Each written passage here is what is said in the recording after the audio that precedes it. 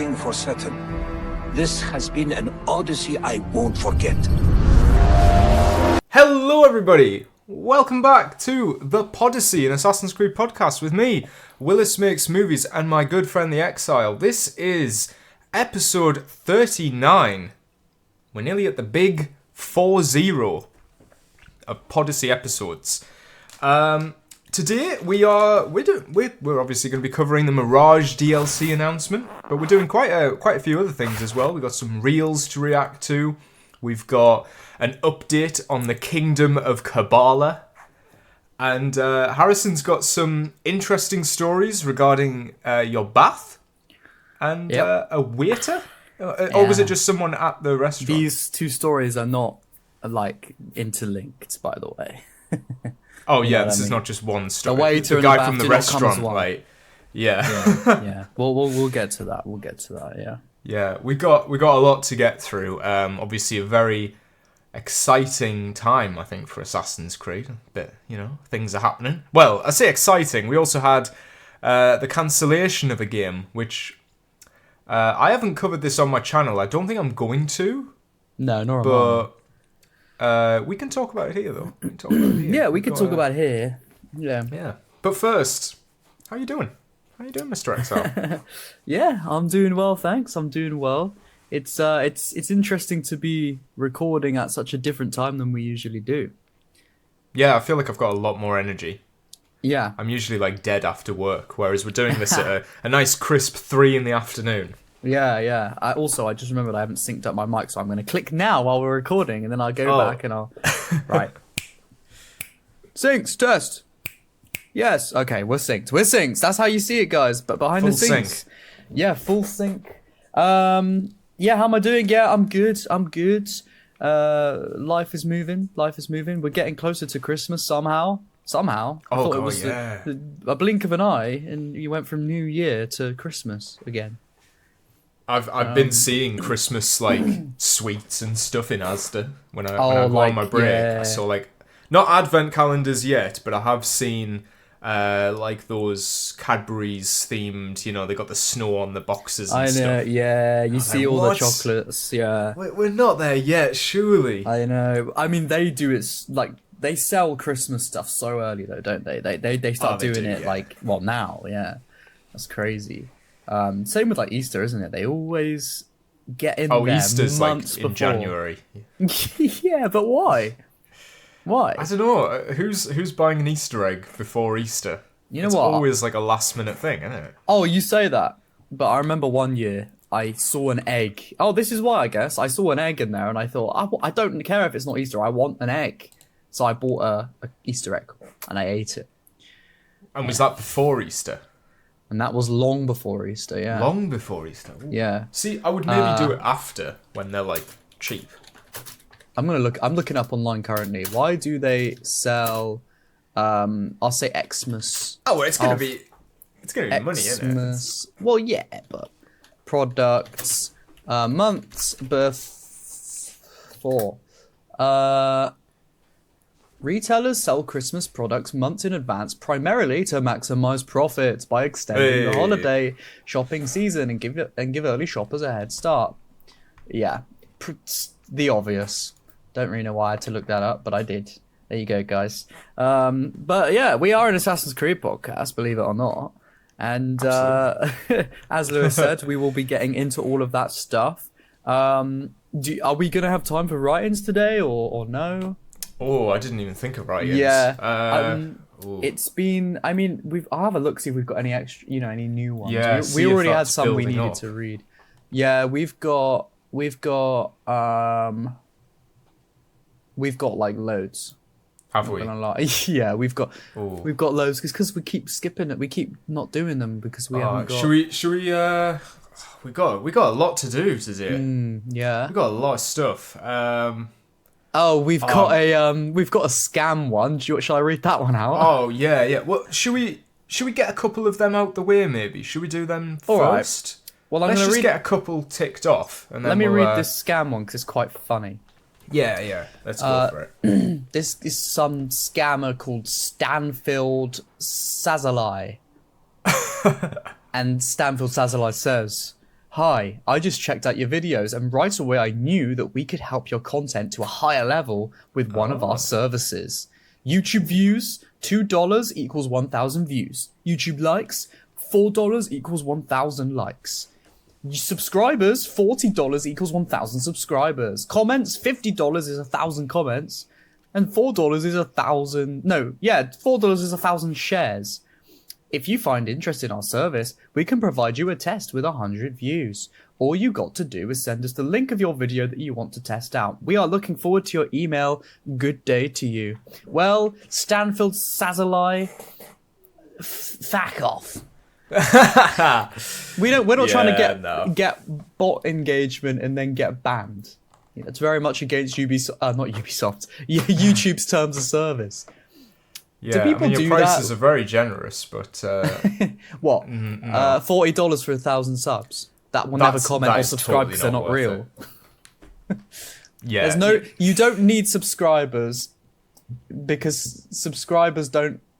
Like subscribers are cool, but they don't actually do anything for YouTube. It's the views and it's the actual engagement, you know? Yeah, with the views, could you profit from botting views? No, because eventually it would just get picked up by YouTube and you just get banned, you know? Yeah. And the amount of money they ask you to spend is and the watch time, I'm guessing that's like 0. Exactly, yeah. They'll just be spamming the refresh button or something. Do people do that though? Do people like bot their YouTube accounts? Because like I don't see the point. I have heard, Deji? I've heard that Deji did that when he dropped below 1 million subs. Deji. People saw that he had like a massive increase that pushed him like back over. I do remember that actually. That was a few years ago, wasn't it? Yeah, that's the only time I can think when I've heard people botting. Yeah, but that's just it sounds like it's just an ego or vanity sort of thing. Then it's like I have to be seen to have this much, and then they would do it for that reason, because otherwise there's literally no reason at all, is there? You know, like you're paying, you're not making money from that, you know, and you're not getting real fans or engagement from it because it's not real. It's just fake numbers on a screen. You're not getting anything from it. You could just inspect element and it's free. Yeah. You can change it to whatever you want. It's the same idea. Yeah, who's gonna know? Have you ever done that? Have you ever inspected element on one of your videos and changed it to like 1 million views? I haven't, I didn't even... Can you do that? Yeah, I used to do it like when I was like a few years ago when I had like no views or subscribers, and I'd be like, I will one day get here. Oh, cool, yeah. It's when I used to believe in manifesting and stuff. I was like looking at 1 million and saying like, I'm making it happen with my energy. Well, I suppose you were, yeah. You were. The energy of a right click. The energy of a right click and an edit and yeah, exactly. If I had just spent the time that I spent staring at a fake million sign making the videos instead, I'd probably have got there back quicker. Do you know what I mean? Maybe. But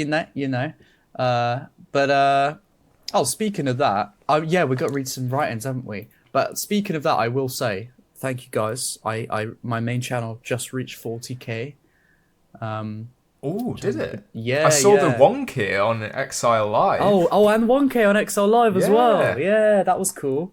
Got monetized on that now as well. So. Oh, fantastic! Is that approved now, or have you just sent off for it? It got approved over just a day. Oh, amazing! Which was cool. That was cool.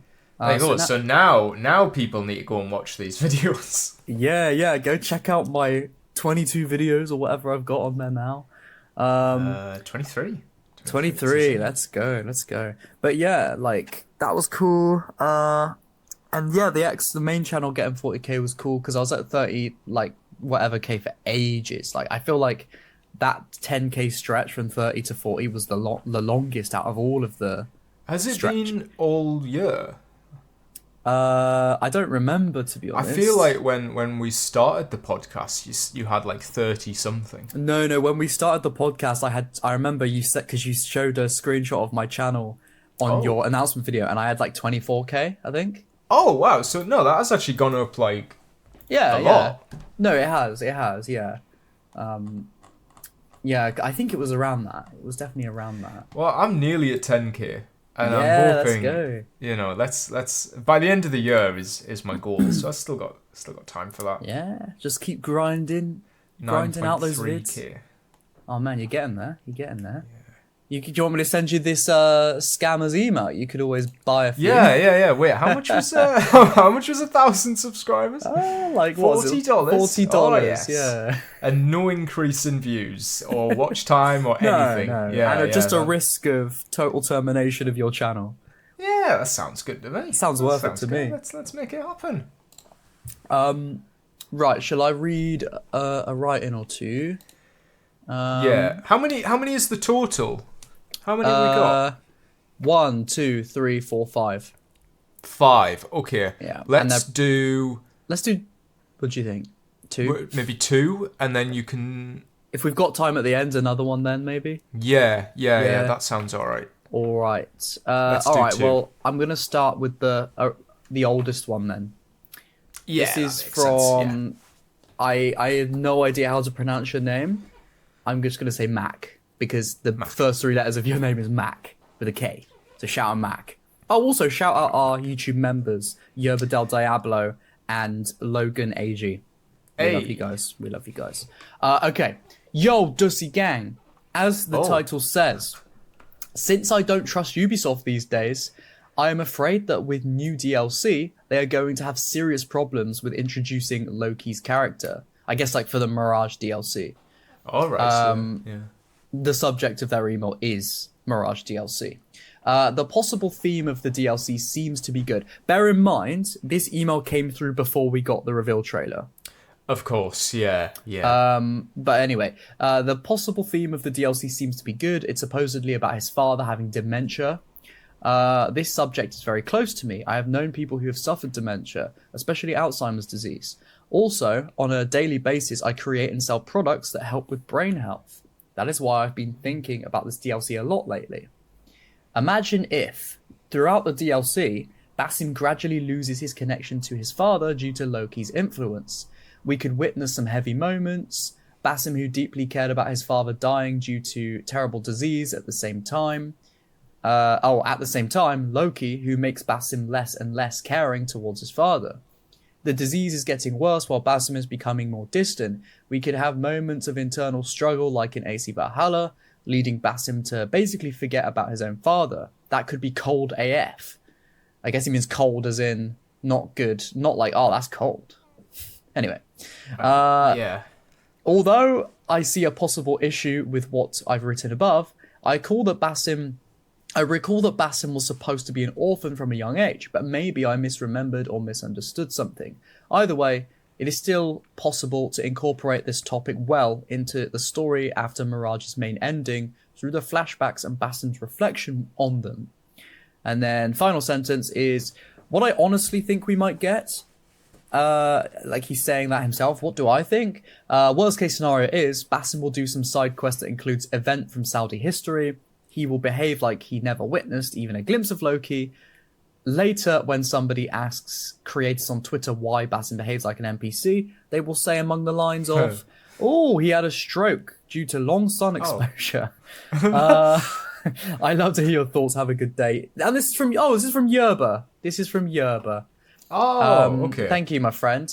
Well, I'll quickly say off the bat, obviously we do have more information since this email, so obviously there is a few things that you could say are a little bit outdated, such as, Yerba was speculating whether this would be after the game, saying like, well, he'd become more Loki. How would they explain his attitude, yeah. Exactly. We know now that this is going to be set just before the end of Mirage, so he's going to have that maybe a little bit more of that maniacal side that you saw before right at the end of the game, before he found out Loki, but he's still not going to know that he was a Isu being called Loki, right? At this point in the DLC. I don't think that's going to happen in the DLC. No, it can't really, timeline wise, it doesn't. Exactly. But no, I like the idea that Yerba has, actually delving into proper topics related to the subject matter. But again, Yerba says what he actually thinks will happen is not what he wants, and that's kind of how I feel as well. Like, let's be real, it's probably not going to be, that, I guess you could say, introspective of one's character. I don't think it's going to be like that. I think it'll just be quite surface level, in my opinion. What do you think? I suppose this does sort of touch on our thoughts on Valley of Memory, but my expectations with the story is that it's going to be revolving around, like, his father is an architect. We know that in the lore. We know that someone else took credit for his work, and that led him to become sort of shunted, and he lived in poverty, and we know that he died in poverty. Now, I don't know when he died, but I was under the impression that he's, like, already going to be dead when the DLC starts.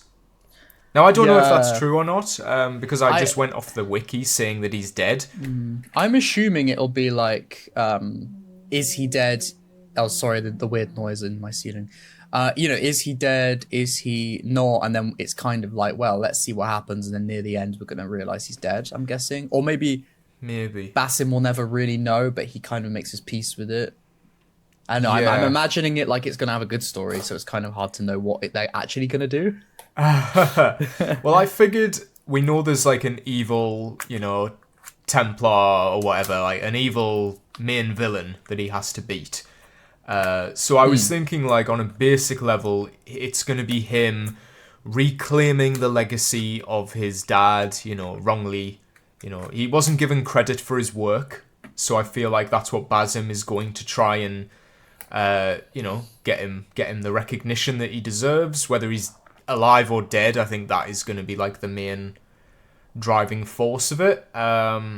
Because then you can just make it a really straightforward, this is the guy who took the credit, right, go kill him. Take out his 14 generals on the way, and, maybe we'll get, like, a good scene.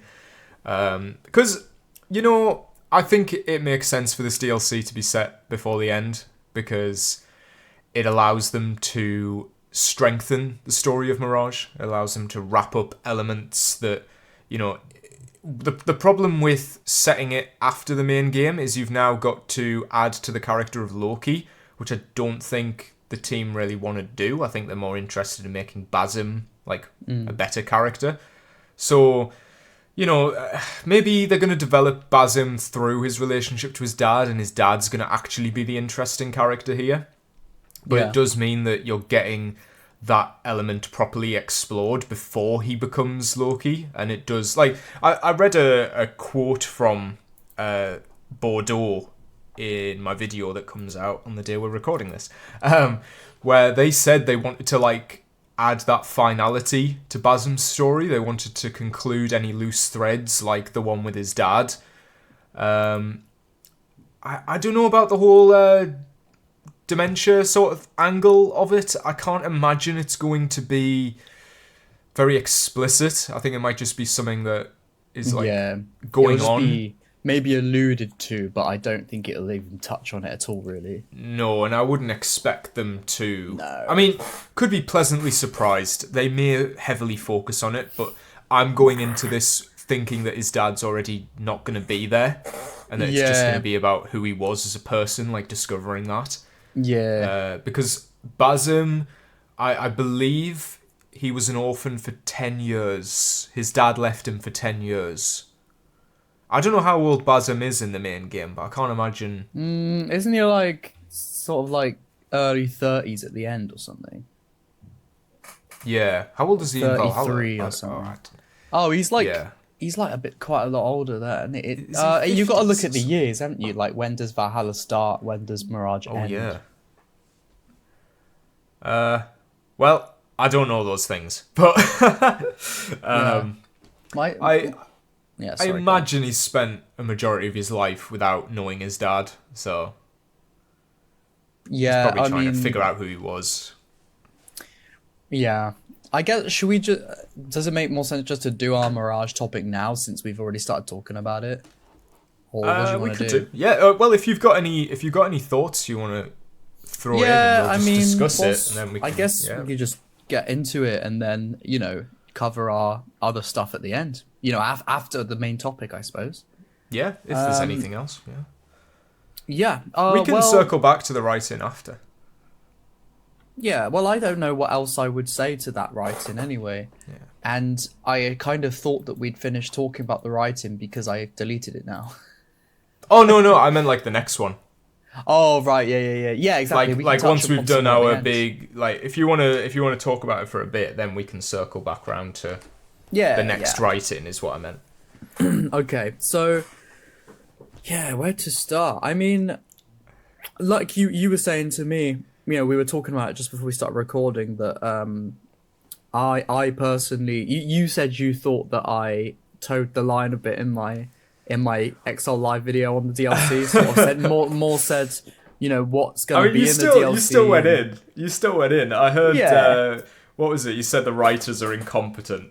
I think that was. Yeah, that annoyed I could some tell. people.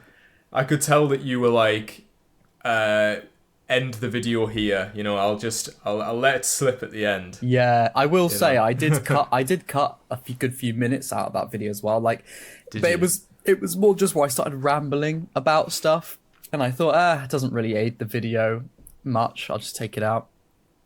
But yeah, I just thought was it negative stuff or was it just about the? It was just more. It was at this, the timestamp where I started giving my own thoughts. It was just, I don't know. It's just more of what I was saying. It's just, it went on a bit. But yeah, no. Yeah. I mean, I don't know how shall I start with giving my thoughts? Maybe if you ask me some questions, if you want to know, I can sort of get into it that way. So And same to you as well. Obviously you had an interesting experience with the stream process. Yeah. Maybe that's a good place to start your experience Okay. with this event. Yeah, so I was gonna live stream because Ubisoft did a live official reveal of the Mirage DLC, and I thought, I haven't streamed in a few months. That'd be cool. I've got the time. Let's stream it. Let's react to it. Especially because on the YouTube stream of Ubisoft, they disabled the live chat so people couldn't talk about it. So I thought, great, we'll actually talk about it here and react to it, and then I can probably give my thoughts at the end, analyze it, and then I can probably clip that into a video. I thought that'd be great. And I had it all scheduled, and I went to I got home, I went to go live, and I went live, and then it came up on my screen something like buffering, low bit rate buffering. It said something weird, and I was like, oh no, what does that mean? And then I Not looked the at encoder, was it? Because I always get it prompts about my encoding being too high. No, it wasn't that. It was because basically, well, I'll say what happened. I looked at the live stream from another tab, as if I was a viewer, and it just says waiting for the exile. And I'm like, what do you mean? I'm literally live. Like on my tab, it was counting up. It was counting up on the timeline in the live area. Like I was live, but it wasn't broadcasting it. And people were like, where are you? Where are you? And then anyway, long story short, my Wi-Fi upload speed just was so minimally low. I just couldn't stream. I just couldn't. And then I just ended up having to use the live stream's live chat for people to talk to so that they could talk about the reveal, because the disabled one on the Ubisoft channel. God, that sounds like I'm cool. That's like a new YouTube channel, the disabled one. Oh No, I didn't mean it like that. And so what was I saying? So yeah, I just literally was chatting with people in the live chat for my failed live stream the whole time as I was watching it. And then at the end of the stream, when I clicked end, it cut down to 8 minutes, and then it's just 8 minutes of me not realizing I saw that. recorded. Yeah, I did see that. And it was muted. But I was just sat there watching the live stream, but I guess it just managed to get a little bit, and then it left it in the replay. Yeah, and it's just me just sat there, and you can just hear the Mirage music in the background. It's like doo doo doo doo. So anyway, that happened, but it was kind of funny. I was a bit annoyed at first, but we all had a laugh about it, and it became a bit of a joke in the end. So I've left that stream up on my main channel's live tab just because it's funny. It's somehow got like 600 views still. I know, I was just checking it there, yeah. Like, I don't know. I guess it's people like popping in to see if they can watch it and then leaving. Maybe, yeah. A lot of people ends up doing that. Every time, I mean, you had to start and stop the live a couple of times. And every like time you 5 stopped times. it, I would get an ad. And I was like, Oh, you could really? just keep doing this. You could just keep spamming different live streams. Yeah, I kept getting ads all the way like through it. I was like, man. this is good stuff. Yeah. But, so yeah, that happened. But I guess, during that time, obviously I watched the reveal. And I got to have a think about it. And then, later that night, I recorded a video instead, just giving my, like what we talked about, where I said what's in it, or most of the main stuff. I gave my thoughts. And then I tried to post that the same night, but my upload speed was still shit, and it just took like 3 hours to upload a 10-minute video, so I had to schedule it for the next day. It's just my Wi-Fi. I've got to call up Now TV. They're awful. Now TV are like the worst internet like carriers, or whatever you want to call it. They're so bad. Their customer service is like really bad. Like they're nice, but like their quality on the phone is so bad that you can barely hear them, and you have to really listen.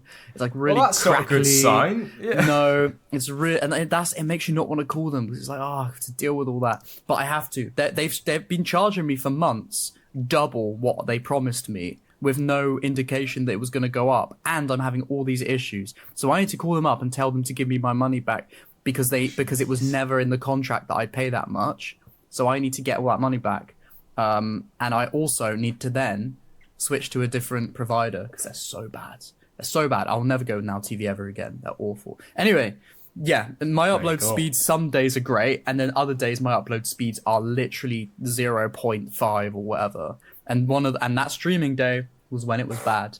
But speaking of the actual Mirage DLC, is there anything you want my thoughts on? Are you saying that because... Well, you did say in your video that you don't care. Yeah, I mean... I suppose... Are you going to play it? Because you were back and forth on that in the video. You're like, I might play it. I don't know if I feel like it. It's like... Yeah. Nothing shouted at you. No, because it's Mirage. It's Mirage. It's more of it's more of Mirage. If you love Mirage, then that's great. You get more of that. But for me, everyone watching has probably seen the Mirage episode we've done, and the Mirage critique analysis video that I made, which I'm so sad that that was during the time where I shouted loads in my long form videos, and I feel like it's so grating to listen to that video, which kind of sucks.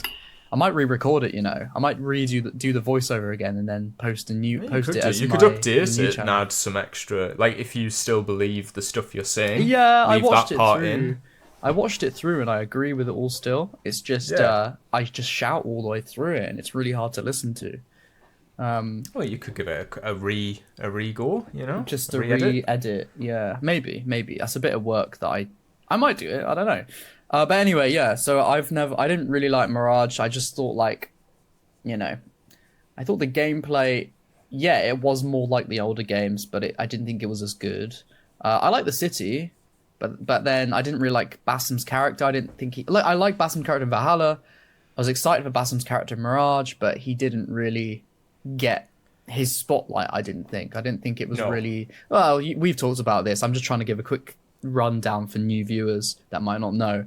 I just didn't think the story was very good, and Assassin's Creed to me like story is like the number one thing, and it just didn't do it for me. So I didn't really like Mirage, and I also thought the voice acting was so bad, and I don't know, it's not very immersive to me. It's funny. It throws me off.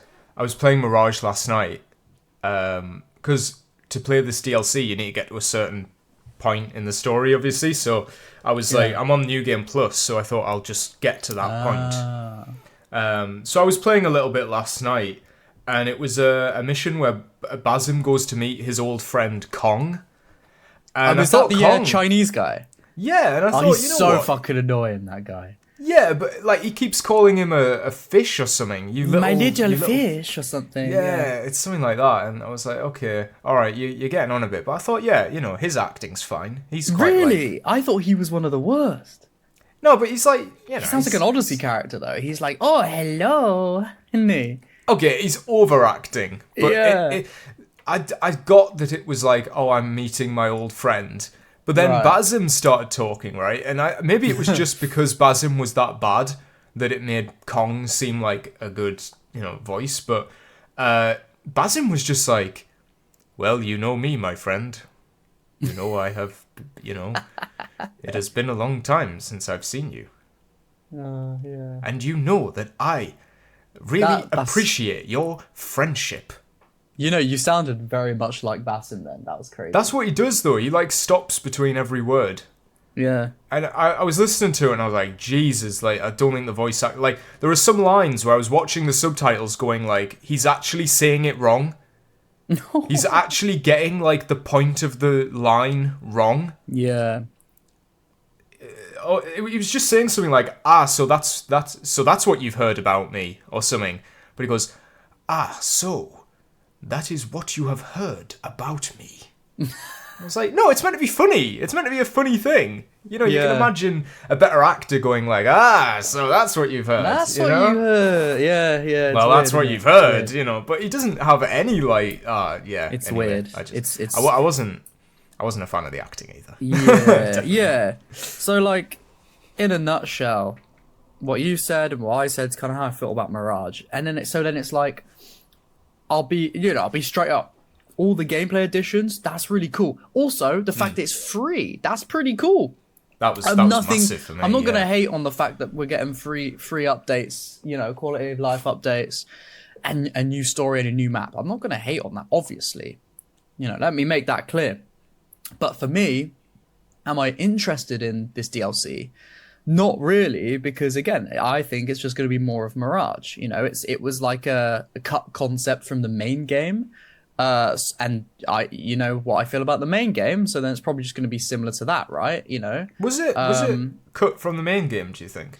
Well, they said said in the reveal in that when they were talking about it, like the dev diary or whatever you want to call it, they were like, "This was an idea we had that we had to cut from the base storyline that they wanted to explore, but they didn't have That the time." can't be true, surely. Surely it was just like, oh, we've been given funding. So we're gonna, Well, they probably wanted to explore that concept, but they didn't. Maybe they didn't know what area of the world they'd do it in. Yeah. But then obviously the Saudis come along and they're like, look, give us we'll some give you all this advertising money for our culture. Yeah, make us look good, and don't mention our human rights issues and all that, and then that'd be great. That's another thing I said to you on message. I won't make a big deal about it. I'll just it is a thought I have though, so I'd be remiss not to mention it. Is just for me, I'm not gonna say like, oh, you can't play that because I don't care. Do what you want to do or don't do what you want to do. But just personally for me, I think I sort of feel a bit torn of playing it in the way of a lot of the, I guess, human rights of Saudi Arabia, I personally think are pretty bad and do not agree with. They'll kill you for being gay and stuff. Do you know what I mean? And it's I don't support that. And it's well, I'm more not saying, I'm more asking the question because I'm not sure, but I'm asking myself the question, if I play this DLC, yeah, sure, I'm not giving them money, but I am in one way or another supporting Saudi Arabia in that regard. And it's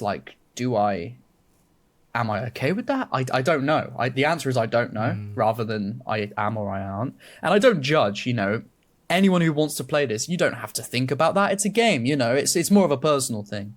So I don't judge. But that's another thought, so it's more just am I really interested in the story? No, because I don't think it's going to be done well because Ubisoft have a current track record with their story writing. Just look at Mirage, look at Shadows. And then it's Do I like Mirage's gameplay? Some of it, but not enough for me to want to go back and play it. So, it's more just like great for the people that are really interested in this. Like, this is great. But for me, I'm not too bothered. That's kind of just how it is. Yeah. Yeah. What about you, though? I feel like you're quite a lot more excited about it than I am. I was very excited. Very excited. So I was watching your stream at work, and that did a great job of killing the time. Because I remember it was 4:30, and we were like, "Oh, it's gonna start now."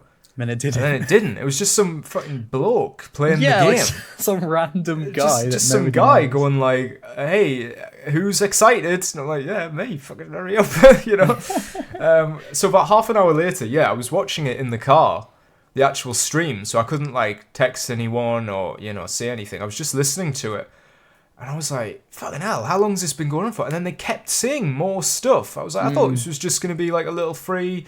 What do you mean you're like updating the base game? You're replaying missions.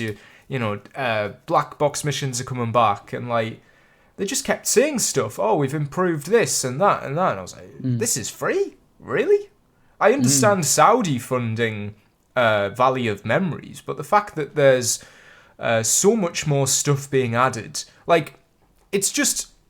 I said this to you as well. It's a net positive. There is nothing bad about the stuff that they're adding. Maybe Valley of Memory, you could argue, the intention behind it is maybe a bit shady with Saudi, but the actual gameplay improvements and changes that they're making, just stuff that fans are asking for. We're getting improvements to parkour, we're getting maybe not replaying missions, but they're adding optional objectives back in, which is going to make the game harder and make you actually have to think about the way you approach some of these missions. And you get rewards based on how many optional objectives you do. This feels like the older games again, in at least in theory. The stuff that they said is like, okay, well, yes, on paper that is old Assassin's Creed. You're going back to the roots, as you should have originally, as you should have. And I think, especially with this DLC being added, it's going to make the overall package of Mirage feel a lot more... maybe not complete, but a bit more varied. Like if you add this 2 to 3 hour expansion into the story on a full playthrough, it probably is like going to make it seem a lot better, just because there's a different change of scenery. I was thinking it reminds me a lot of like the Cappadocia bit in Revelations, like how towards the end you just go to a new place and it just keeps the game feeling fresh. Yeah, I always liked that. Not that I don't think it's going to be anywhere near that quality. But I think, I think gameplay-wise, I have no complaints. I need to see how the parkour stuff's implemented, but I think I have no complaints gameplay-wise because it's all good stuff. It's all stuff that Mirage needs, and I really hope that it overshadows Shadows. And I feel like it already has, The views on the Valley of Memory reveal are 3 times... the amount of the Claws of Awaji. Yeah. I went back and checked, and I'm like, good. Because that just at least tells Ubisoft that people liked Mirage and they liked what it represented. It looks like an Assassin's Creed game. And it's like, we want less of Shadows and more of Mirage. I think that's good. And hopefully Bordeaux, it's a different writer, I hope. The only thing that I'm like, this could be bad, is the narrative. And I will wait and see, whether the actual story lives up to the idea, that they're putting forward with it. I'd love to know who's writing it, was this... Because they said they were exploring this idea, this concept when they were making the game. So, was the at least outline for this, or part of this written by, I think her name was Sarah Buell? Yes.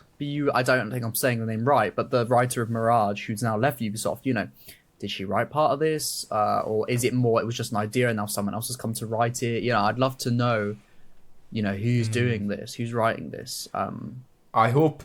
for their sake, it's a whole new writer. I hope they're not taking her old scripts and adding stuff to them. Let's just get someone fresh in, get someone new, get the I mean, obviously the people from Saudi will be influencing maybe events or things that, like, monuments and structures and stuff. They probably want, like, missions revolving, like, where you go to them and explore them and learn about the history and stuff. So I don't know. I really don't know what to expect narratively, because we don't know anything, and I'd rather we don't, to be honest. I hope this is a case where we just get a trailer saying it's out, and that's it. I don't want any more information now. I just want to... I think we won't. I think it'll just come out, yeah.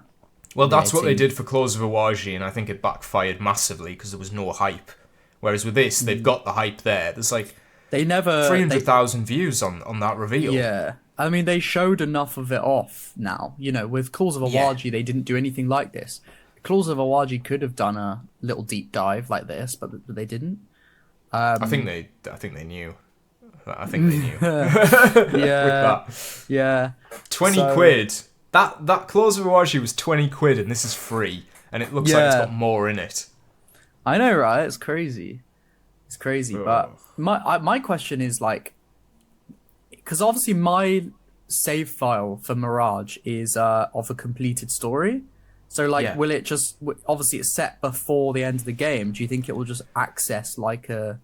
They said... Yeah, they said... I don't have to play again, do I? No. They said you can go to the bureau and you'll have received a letter. Oh, okay. From Dervis. The king of Saudi Arabia. Oh. It will say, like, this, you know... You've received a certain amount of funding. Yeah. You can now access this area. Dear Basim. I think it's... the hidden ones have we gracefully accept your whatever your I don't arrival know. Please travel 250 miles only to travel 250 miles back about a week later. And it will be like, you know, just before you get here, though, this is in the Basim's letter, a quick rap sheet of what you can and can't say, and it will say, like, homosexuality, no, death. Yeah, don't go touching Dervis. Don't bring him with you. Don't explore any storylines of Dervis, because you will get your funding will be revoked instantly. And as soon as Yves Guillemot visits Saudi Arabia again, he will be burnt at the stake. But finds out his dad might have been gay, and then he goes like, "Nobody can know this." Oh, God, he like burns the letter that says he burns was gay. it. And he's like, "No, never mind. They had the right idea. Let my father's legacy. Like, I'm gonna go be Loki now. I can't live with this." No wonder they exiled my father. Yeah. Oh my God. But that's the thing. He'll cross his arms. He'll do that crossing arm animation, and like a slight like tip of the head backwards a bit as he like looks like it's confused. But like, I know I'm making a joke about it, but like, I would not be surprised if when Ubisoft, you know, made this deal and they said, right, this is going to do DLC. They probably sent them a massive like document of like things they can include in the story and the world, because definitely. They can, because. This is completely different, but it's the same country. Did you hear recently about the Riyadh Comedy Festival? No, I didn't. So basically, Riyadh, I think it's pronounced Riyadh, is one of the cities in Saudi Arabia. And the royal family of Saudi Arabia set up this big comedy festival and tried to get all these English and American comedy acts over for loads and loads and loads of money. And it was a big controversy because a lot of the people going, such as people like Bill Burr, who's an American comedian, stuff like that, you know, these comedians that are very much known for standing on like free speech and you can't silence me, are going over to Saudi Arabia and they're being told that they, you know, can't make this joke, can't make that joke. It's kind of hypocritical, right? And then a document got leaked showing all the things you can and can't say. And it was a load of like, you know, you can't mention gay, you cannot shine LGBTQ plus in a positive light. It was like, you can't do this, you can't do that. You know, it was very much censored. So like, you know, all I'm saying is, you know, they send out these documents to Western people coming over or Western people collaborating with Saudi Arabia saying you can and can't say these things. They definitely did that, in my opinion, with this Mirage DLC, like sent over the writing team and the developers things that they can and can't include in the DLC. What I'm saying is, I didn't think Mirage's story was good, without that. I can't imagine it'd be very good now they're being stifled creatively even more. I'm not saying, True. Basim and Dervis were definitely gonna fuck. I don't think that's the case. I just mean, I don't really know what I mean. It's just something to point out. There are now more restrictions in place. Yeah, I I mean, at the end of the day, I doubt it'll make too much of a difference anyway. But like, I guess it's just something a little dubious to talk to question, I suppose. I mean, I'm not gonna say that. Oh, if Valley of Memory is like the best thing ever made, it's gonna make Mirage better. I mean, it might make the character of Basim, like, let's say, the credits roll for Valley of Memory and you're in tears because it was just that good and you're crying. I'll be in tears of laughter, probably. Maybe. But let's say you get a really emotional scene between him and his dad, and you see a little tear run down his face, and you're like, oh man, this Basim guy, I actually really like the way he was written in this. Then Basim crosses his arms, lifts his head up and goes, yes. But then imagine you go back to the main game. Is that going to make the next mission? Is the main game going to be like have that same momentum, or is it going to feel like a drop in quality? Or I don't know. I'm thinking like the best case scenario here is that it makes you actually like Basim going into the end of the game, or like it just does something to make Mirage feel more substantial. Yeah, we'll have to just wait and see, I suppose. I'd be curious, like, let's say, in like 10 years' time, somebody picks up Mirage for the first time and plays it. Will the DLC be very much woven into the story where they might not even realize it's a DLC? A bit like Bonfire of the Vanities in the Ezio collection. Yeah, I hope so, I hope that, because I think it will make Mirage better in the long run, just to have it there, just to have more content. I suppose, if you like that stuff, yeah. If you don't, it's just going to probably feel like more padding, because I remember near the end of Mirage, I was so sick of it, I was rushing through to get to the end, because I was so sick of it. I just wanted to finish it. Well, it's because it's non-linear, and I think as soon as it gets linear, it starts to get better. Yeah, maybe this one will be linear. Maybe it won't be a wheel I hope so. Targets. Maybe it'll just be one. Wheel. Maybe it'll just be, That'd be great. Just do one villain that you can develop over like a couple of hours. Just really, tell a story. Just tell a story, please. Yeah, I beg. Any other thoughts on the Mirage DLC? I mean, it is our main topic, but obviously we don't want to drag it out if we don't have, we don't want to retread what we've already said. But I can't like speak to the gameplay side of things because I was just happy with everything they said. I'm like, I'll go in, I'll try Mirage now with the new manual jump and stuff, and see. It's nice that they've added it. Hopefully, it continues in the future. But this game isn't made on Anvil Pipeline, so I don't think any of what they're adding here will.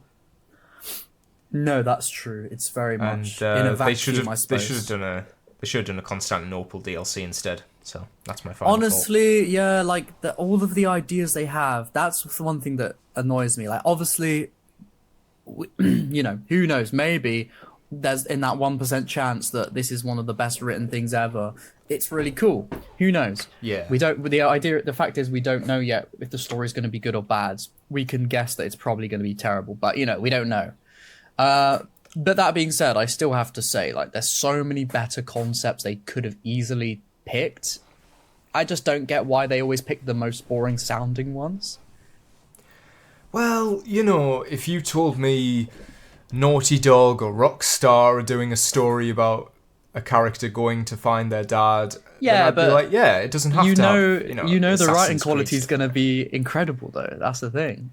Well, that's sort of my hope, is that it's a different writer, so there is a chance that, if it's a well-told story, it doesn't need to have assassins in it, it doesn't need to have Templar crap or any Isu stuff. It just needs to...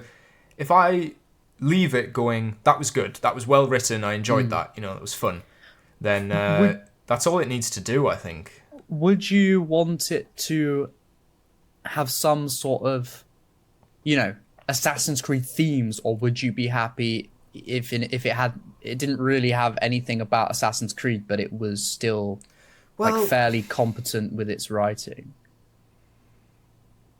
Do you mean like if it had loads of lore and references? And... Well, I mean, like, let's say, for example, let's look at the scenario that somehow, a really good writer has come in, like someone who's actually like good at writing stories and dialogue, and like not have it just go off on tangents and have it all, never really tie in. Like, let's just say this writer is actually good and writes a good story, like way better.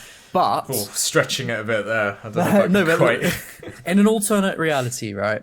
And let's say it's like really well written. The characters have, emotion. There's depth to it. It, explores this, father with Basim and their connection. But let's say it doesn't go to any of the Assassin's Creed themes. Like, there's no, the whole freedom versus control aspect. There's no real assassins or hidden ones in Order of Ancient stuff. There's no Isu stuff. There's no real Basim Loki stuff. Would you be like, that was still good? Or would you be like, oh, well, why is there no Assassin's Creed stuff? I don't think I would mind in this scenario, because we know that Mirage ends with, like, the Isu stuff, so I wouldn't expect it to be here now. I mean, there could be they could easily go in the other direction and be like, right, this is for the fans, so we're not going to write a good story, we're just going to put loads of references in.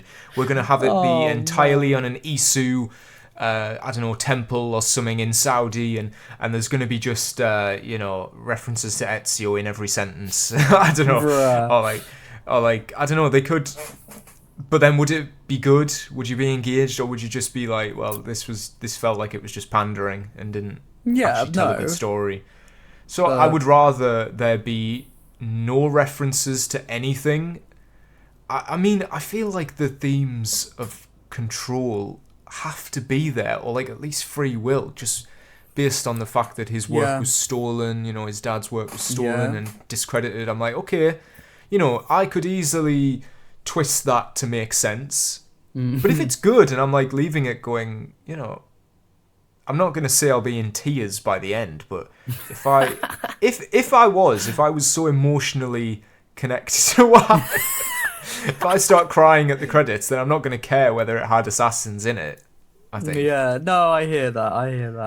I mean... In this case, because it's Mirage, if it was Shadows, then no. Shadows had, I think, an obligation to bring back the elements did not fulfill that. That. Didn't do. No. Oh, God, no. This isn't a Mirage question, but I just want to hear your answer. Okay. When the next Quebec Assassin's Creed game comes around, are you gonna be excited, or are you gonna be like, I know it's gonna be shit?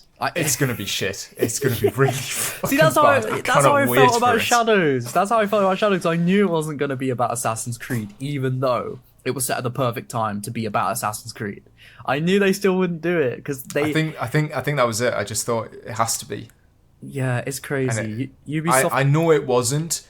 What I hope, honestly, is that Ubisoft recognise that Quebec are good at doing like Odyssey, and they just keep them doing.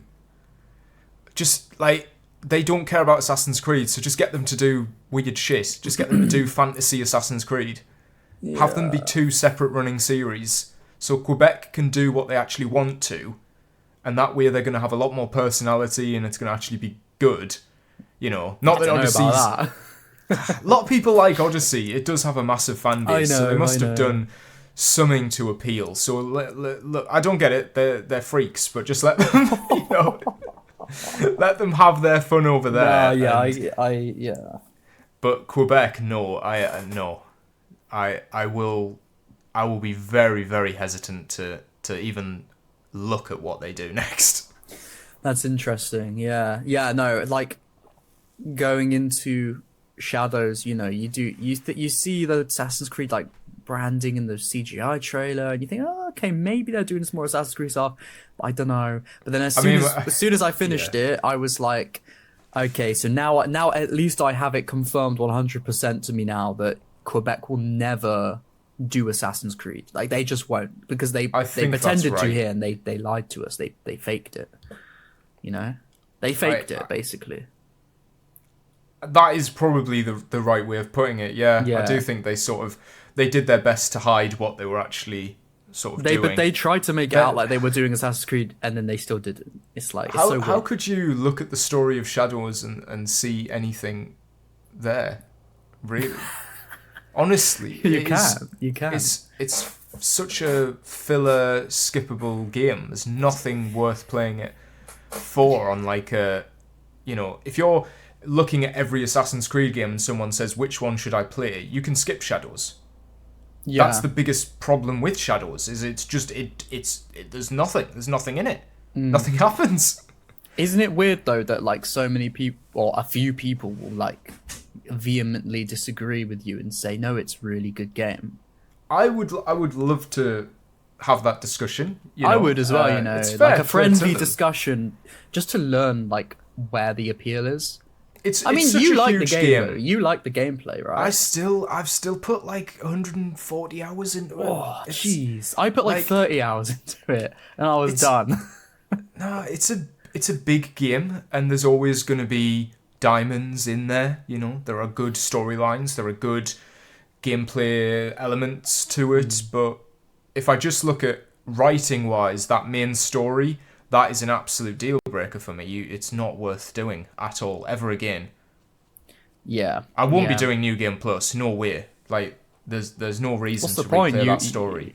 The only other reason, like, here's something I was thinking of recently, and I don't know if I'll ever do it. I might. I kind of want to, like, but I also kind of don't. And that is, like, that narrative critique or that game critique or whatever of Shadows. Like, I know what I have to say would be of substance, and like it would be worth putting out for people to watch that might feel the same, that I haven't got a video that they can look at and say, oh, that's what I think, like I could write that script for days, I know I could, but it's just like, if I do that, I know I have to replay it because it's been too long, and I will miss things out, and I won't do the best job I can if I don't replay it. Also, I've only played it on canon mode, and I'd have to play it with dialogue choices to prove my point that canon mode was pointless. I said that. I was right. Everyone said I was wrong.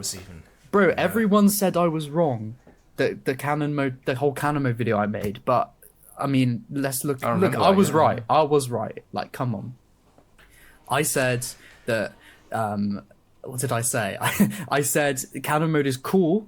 However, it means that you just know the dialogue choices are going to be completely meaningless because they've added a canon mode. Surely, if they all lead to the same ending, and they've said it all leads to the same ending anyway, so then it does mean like whatever you pick. I haven't seen that ending. Yeah, there's. Maybe that's what they meant. It all leads to the same ending because there is no ending. You have to play the DLC I see to what get the you actual mean. ending. Well, that's exactly it. It has to lead to that same ending because there is no real ending, and it has to get to the claws of Awaji in the same way.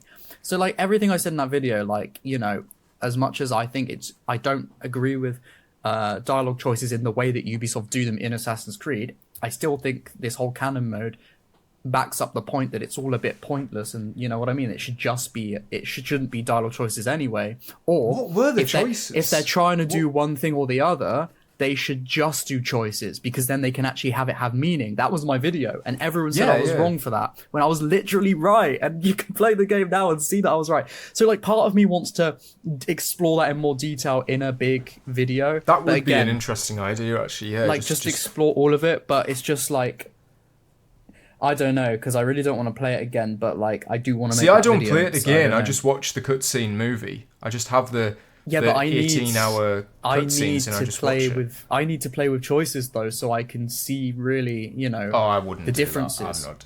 What are the different? There can't be any differences. Well, there can't be. There what aren't, in the narrative there aren't, actually changes depending on what you choose? Realistically, there aren't, but I can't sit down and say for a fact that there aren't if I don't do it myself to know. I'm not gonna.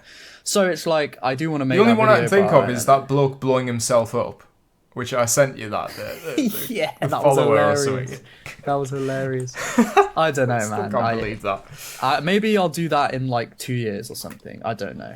Right now, Yeah, I mean, don't wanna do my it. narrative critique, I've just given up on that. Wait, you're not gonna do it? I'll probably come back to it, but it's been like months since I've actually looked at it because I'm just like, I hate it right now. I just hate it. I was waiting for Close of Awaji to like give me a full picture, Yeah. but now it's out. I'm like, oh, so it really just isn't worth. It's not worth it. Yeah. Yeah. I'm gonna spend pretty much that whole thing just talking about what they could have done and should have done. Yeah, that's true.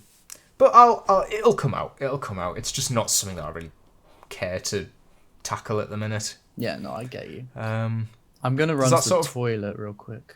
yeah, that wraps up our rant. Yeah, I think The state of things.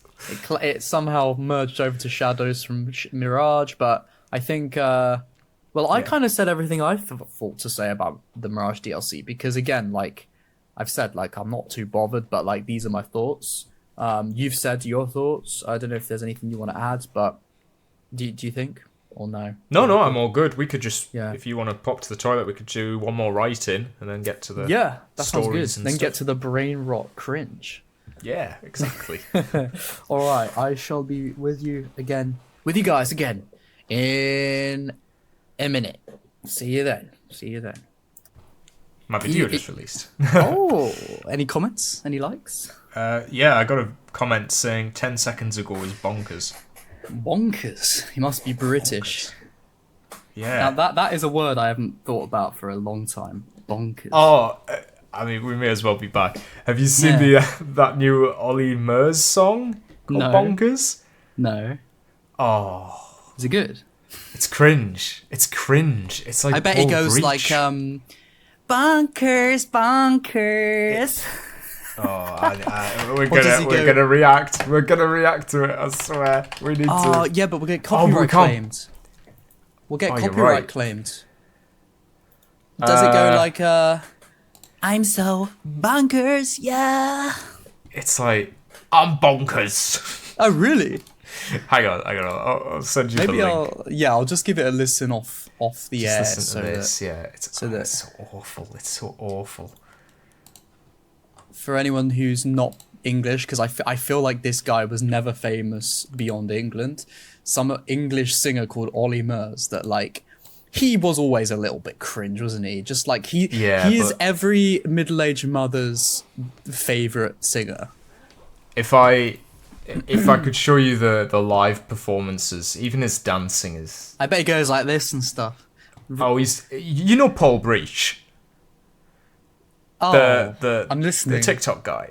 Hello. Hello. On the head though. That's been used in like so many memes. Oh, it's awful. Oh, it's just look at the comments. It's truly awful. Another win for the deaf. Yeah. Oh man. Oh, What a fucking wacky hell. fella. This is in the thick of it all over again. You know that one? The Oh KSI yeah, one? yeah, the I'm KSI. in the thick Oh of it. god.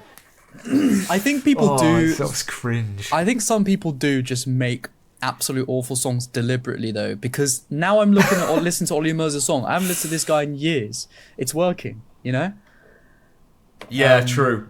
It's brought his name up, hasn't it? Yeah. Oh yeah, I bet you in like 3 weeks' time, it's gonna be Ollie Murs Bonkers remix featuring Dizzy Rascal. Oh yeah. You can hear him on that, couldn't you? He's a bit cringe, isn't he? Or maybe just get KSI on it. Just let's complete the Yeah. package. He would also be on it. He'd be like, "I'm bonkers. I'm really bonkers." Or he'd try and do his like Jamaican accent that he slips into sometimes. Bomboclat. I'm bonkers. Yeah. Oh man. Well, So, yeah, that's what Ollie Murs is up to anyway. there's a new fan in you. He's found one in you. Yeah. I nearly gave the video a like there. Nearly. Yeah. Nearly. I was close.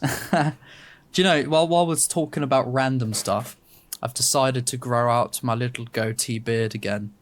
Oh. It doesn't look that good, to be honest. It looks pretty bad on camera. It looked alright the other day, but I need to... Thing is, I can only grow facial hair just in this little, like, under my chin in this, like, goatee area. I can't grow it up on my face. Like, it just is so patchy, it doesn't work. And my mustache, I don't grow either because, firstly, I'm not a big fan of mustaches. Secondly, I think this side, I'm pointing to it in the camera now, it always grows through way thinner than the other side, so it just looks like I've got half of a mustache. I need to have a quick shave now because I'm a bit stubbly, but I don't know. I need to shave. I've got a full beard at the minute. I need to... Are you not a beard? You don't like to have a beard usually? Because you don't often, do you? Well, no, it's just when mine gets to a certain length, it starts to curl, and then it looks really stupid. What, like an Amish man or something?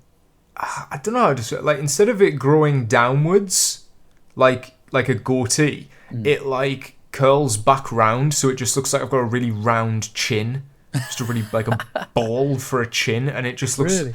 It looks crap, so I just have to shave it before it gets to that point.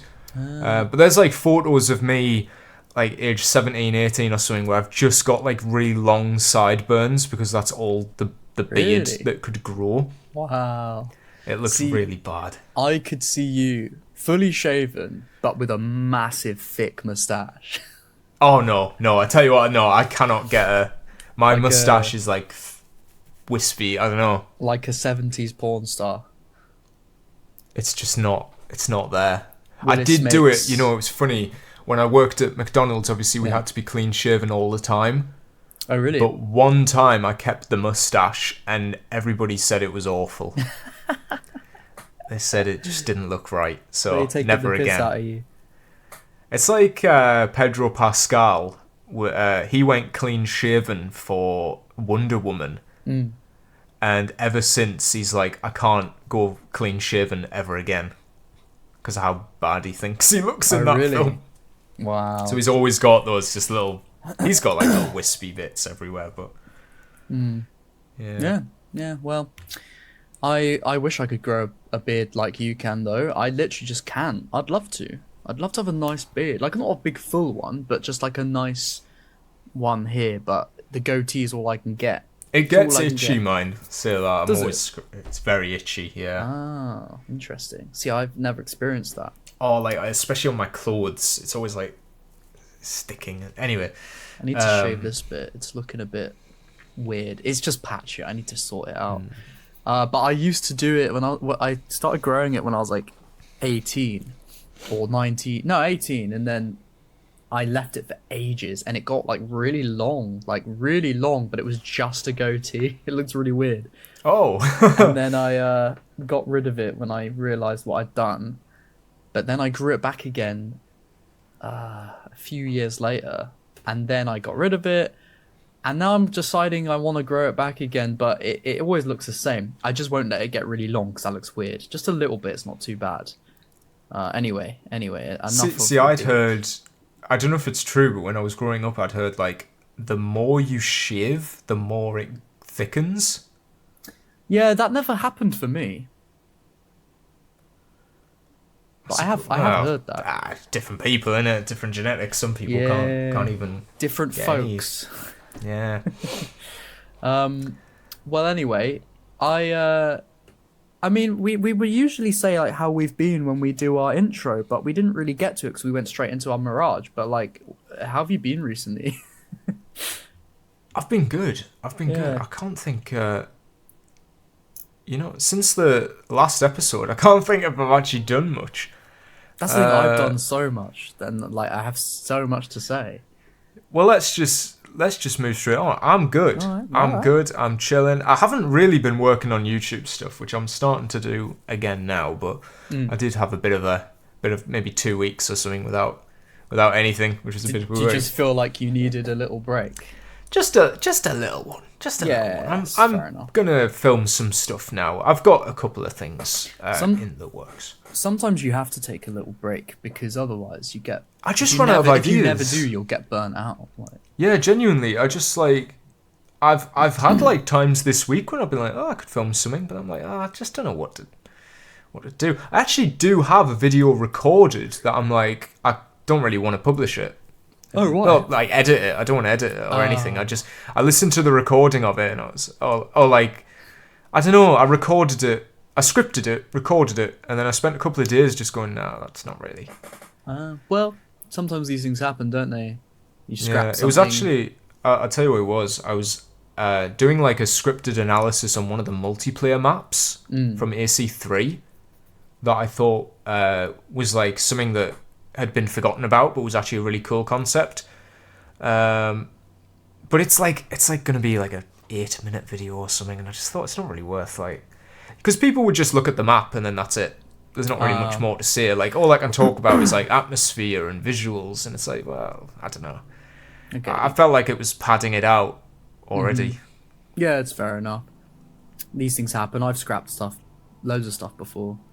Yeah, just happens. But I'll tell you what, I amongst my crazy stories, which I'll get onto, I've been playing, obviously, for next week's episode, which will be the Assassin's Creed 1 deep dive app. I've been playing a lot of AC1, and it's been so fun. Oh, I must say, yeah, I have restarted AC1. Yeah. How far are you? I'm playing through that. I'm on like sequence 3. I've killed like a couple of the... You mean memory block? Oh, memory block. Yeah, I've done. I've done the first couple of targets. I'm just. I did want to like start it from scratch and get through it. Yeah. I'm just about to get to my final 3 targets. Oh, okay. Of the 9, you know. I assassinated the guy who does he like has the people lined up and he kills them one by one, you know, on the execution bit. And I just did that, and then I came out the Animus, because you come out at the end of each memory block. I spoke to Lucy and not Desmond and Vidic. I had a read through Vidic's computer, and then I left it there. So when I get back in the Animus, I'll be in the final 3. Ooh. But I've just been thinking, like, I don't want to say too much, because we will obviously be saving our thoughts for the episode we do on AC1. But I will just say, yeah, like, I've always liked AC1. I've played it so many times through my life. Played it loads as a kid. Played it loads as I got older. Last time I played it was about 2 years ago. But, like, I'm having a second view on it this time, and it's so good. Like, I don't know. I think it's just because I've learned so much about what I like in Assassin's Creed since I've started my channel. And I see it almost deeper. Like reassured. I see it deeper now than I used to when I was a bit younger. So I think playing it now, sort of seeing it in a different light, it's made AC1 even better. And I just think, wow, like, it's not, you know, the most intricate of games when it comes to like what you actually do, but like what is there is so good. You know, like the story writing is so good. You know, the characters, like. Anyway, I don't want to say too much, but yeah, I've been having a great time with it. And there actually could be some Podyssey viewers playing it right now as well, because I remember saying on a few episodes ago to start playing it around this time if they want to play it with us before we get to the AC1 episode. So maybe there's some people watching right now that are like, yeah, I'm playing it too. I've been playing it with mods. Oh, what mods have you been using? So I've got a reshader that gets rid of the blue filter on every location. That is blasphemy. I was just curious to see how it looks. It's all right. It's all right. It's nice to have it like it looks different, so I guess it's adds a new coat of paint to the game. Does it get rid of the unique colors through the different cities? It keeps them, but it's definitely like a lot more subtle. Oh, okay. Yeah. Like, I would say it's the equivalent of like a remaster, like turning up the saturation. It keeps all the particle effects and stuff. I'll have to show you it. Collection. I'll have to show you it. It's an interesting looking. It's definitely not as bad as that. But I've also added the definitive parkour mod, obviously. I've been trying that out, really enjoying that. And also, I have like modded outfits, and I'm saying this because, fun fact, when Malik loses his arm at the beginning of the game, did you know that his outfit is the exact same? I know it's the exact same model as Altair's, like they're both wearing the same thing. At the beginning of the game? Yeah, but if you mod an outfit in, he will also be wearing that outfit. Oh, really? Yeah, so I had Thomas de Carnelon from Unity. I had like his outfit. Yeah. And Malik was also wearing it, and I was like, I didn't know that would happen. That's funny. So I thought, fun fact, they're probably using the same like file. I guess so, yeah, like the same asset or whatever. Yeah, man, I've been playing it on Xbox 3. Well, I've been playing the Xbox 360 copy on my Series X because I couldn't be bothered with all the PC rigmarole of, you know, the stuttering, having to sort that out, and then the controller scheme. It's a mess, you know. I was getting so many glitches. I should really record my playthrough because of just how many issues I'm running into. Yeah, exactly. It's like I've had those issues so many times playing it on PC. The only drawback to playing it not on PC, and I finally we've been talking on the pod of like not knowing which it is, and now we finally have our answer, right? On the PC version, let me start with the Xbox version actually. On the Xbox version, to fast travel to different cities, you know, after you visited them and it lets you skip the kingdom, you have to ride your horse out of Masyaf and all the way down the path. On the PC version, you can fast travel from the city gates. Really? Yeah. It's like the director's cut, I think, PC version. It lets you fast travel from the gates. The director's cut, yes, that makes sense. Because I remember we had this conversation before, because I was like, yeah, when you fast travel from the gate, and you were like, the gate? And I was like, yeah. And you were like, don't you mean when you have to leave? And we didn't know, and I thought I'd remembered it wrong, but that's what it is. On the PC director's cut version, as soon as you leave those main, you know, that drawbridge sort of gate, or whatever you want to call it, out just by Masyaf Castle, on PC version, it will then say where you want to go. And I knew I remembered that right. But obviously on Xbox, I have to literally run all the way out of Masyaf, and it takes ages. But other than that, it's a banging game, and it's definitely moving up some spots on my tier list next time I do one. Have you done a tier list? Actually, I put AC1 at S. But I've done one of the last videos on my main XL channel was a tier list, I think. Oh, hang on, I've got to see that somewhere. I think it was. Or as a ranking, or I don't know, it was something like that. Oh, I've done it twice. Yeah, 4 months ago you did it. Yeah, and I did one about a year before that as well, on that channel. That is interesting. I remember I did a ranking in like 2021, but that's on a different channel that is... Well, everything's privated on that channel now, but I'm so glad that video is gone, because I had like AC3 in C tier. And that's the only one I remember. Yeah. That might be quite funny to react to, like... I Odyssey should, is S. I'm going to find it, you know. I'm going to find it right now. I'm going to tell you my rankings of everything. Alright, yeah. I'll find it if you want while you're... Alright, well, I'll tell my tale. I'll tell one of my tales. Yeah. Let me get up my docs, so I've got all my links and my reminder of my stories to tell. I think I'll start in chronological order then, and I'll start with the shower catching fire story.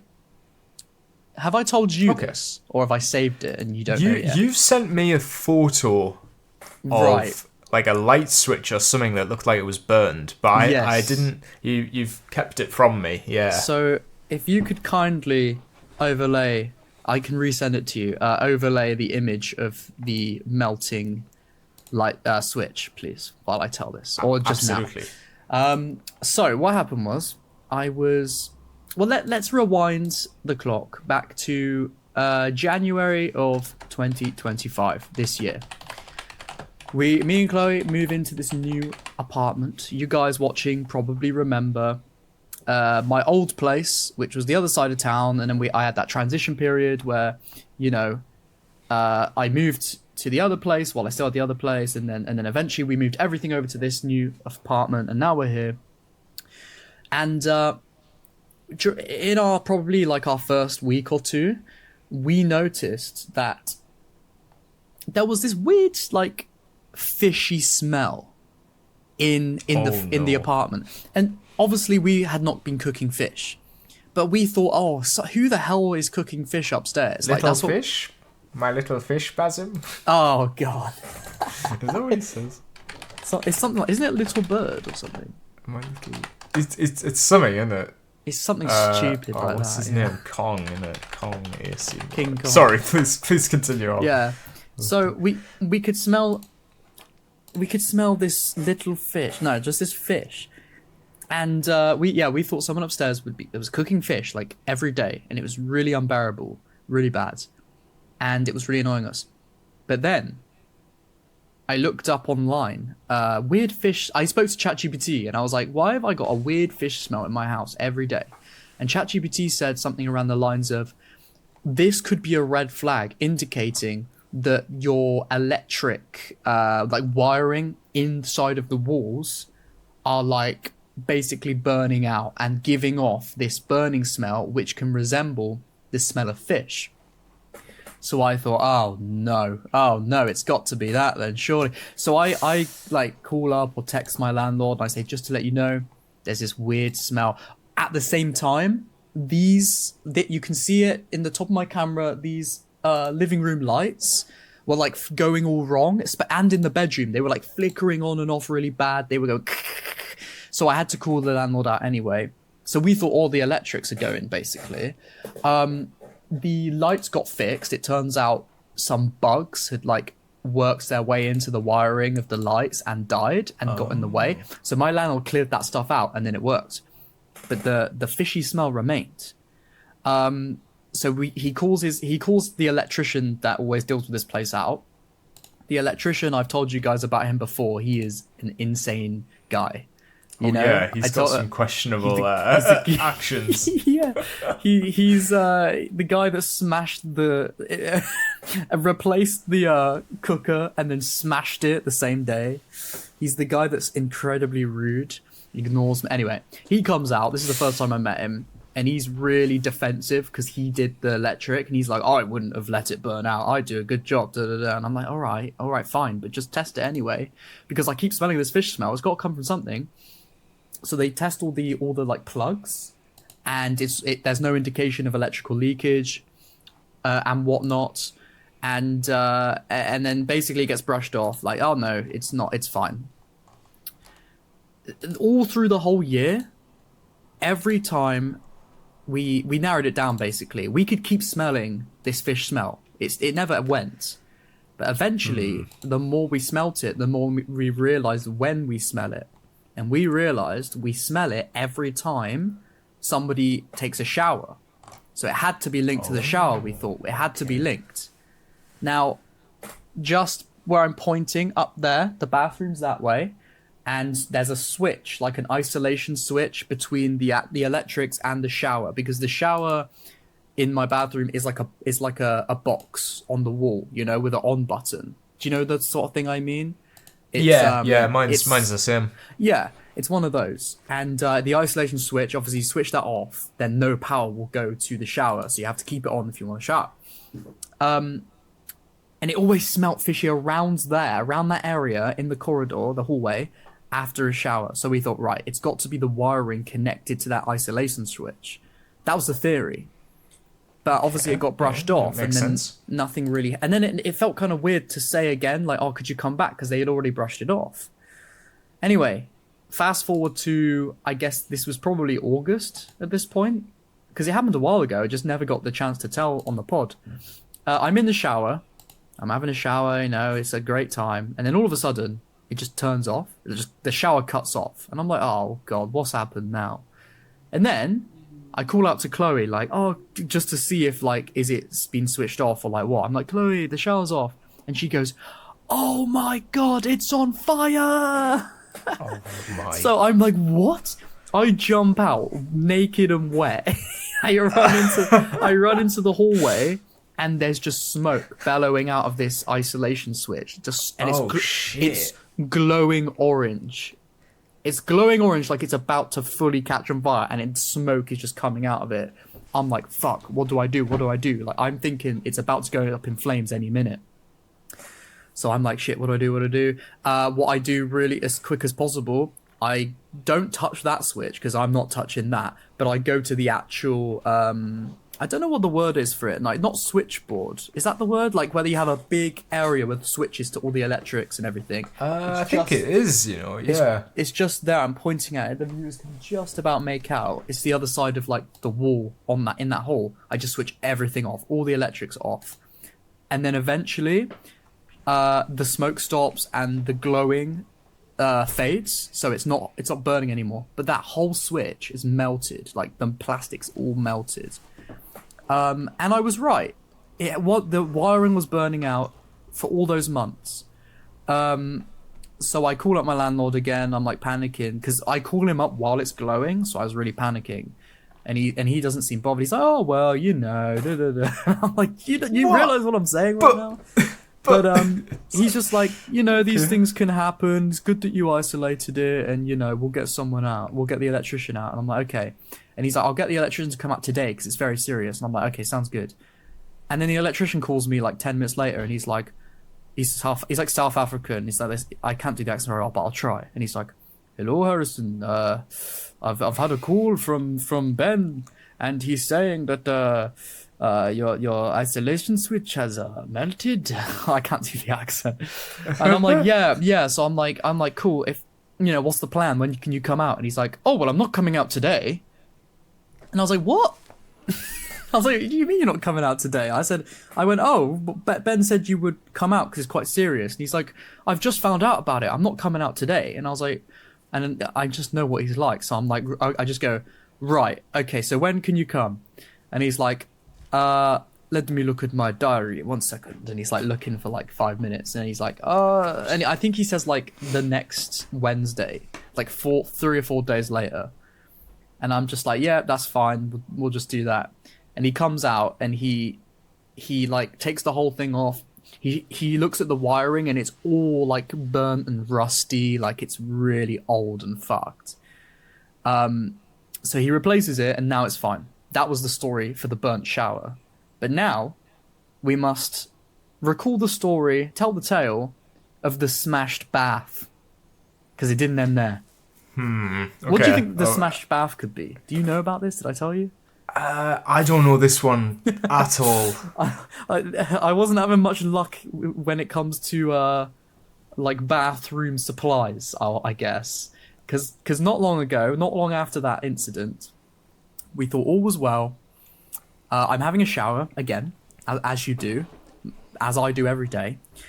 And I think it was like, okay, I'm a weird guy, right? I like to clean my teeth in the shower. What? Yeah, I don't like What? leaning over a sink and like brushing my teeth with like cold water or whatever. I like to be in the bath. I like to just get myself clean everywhere in the shower so that when I'm out, I'm done and I'm clean. You know what I mean? And cleaning my teeth in the shower is like one of those things. But that's... What? You don't clean your teeth in the shower? No, I can kind of understand how that works. It's just like, I like But are you not going to get all the toothpaste? Like, nah. Like, is it not going to wash away? I clean my teeth in a really weird way. I like clean my teeth with toothpaste, right? And then I spit it out when I'm like, I need to rinse. And then I'll put more toothpaste on and then start again. Like, I do that all the way through my cleaning teeth. I'm a very strange guy. We all have our weird things, and that's one of my weird things, like... So I just do it like that way. And I rinse it out like with I like open my mouth, let the shower pour into my mouth, and then I rinse okay. I get that. That's a good hack. And it's warm water, and it feels nice. Like I don't want really cold water on my teeth. I like warm. It's nice. Anyway, I reached over because I left my toothbrush on the little. There's a little like drawer thing we have, with like toiletries on top of it. I'm like, oh yeah. Oh, you saw it. You saw it. I was going to say I've been in the toilet. Yeah, yeah. I've only just visualized what this setup is. Yeah. So I go, oh, my toothbrush is over there, right? So I step out the bath, like it's you remember it's a bathtub with a shower that goes over. Yes. So I step out, I go to grab my toothbrush, and I go to step back in, and I'm going slow because I don't want to slip. But I don't know what sort of soap was used in the shower before, but there's like a sheen of just slipperiness on the bottom of the bath. And I just slip, and my left knee crashes into the bathtub, goes straight through the bath in a nice knee shape smash. What? I pull my knee out. I have like, 3 big cuts on my knee. If I show my knee now, it's still a bit cut. Like, there's a cut there. There's a cut there. It's healed up really well, to be fair. And I had two cuts right here. If you can you guys see? I had 2 cuts here that are basically healed now. I took a photo of when I was first cut. I'll overlay that. Or I'll send it to you to overlay. But I was like cut the fuck up on my knee. ChatGPT told me that I could have benefited from stitches, he said. It was pretty big cuts, yeah. Because like obviously my knee went straight through and smashed into it, and then obviously the jagged parts of the ceramic, bit of the bath like scratched into my leg. I guess maybe when I pulled it out, it like cut into it. I don't know, but so yeah, that happened, and then we had no bath. We couldn't shower for a few days because obviously can't let water go under the hole or through the hole.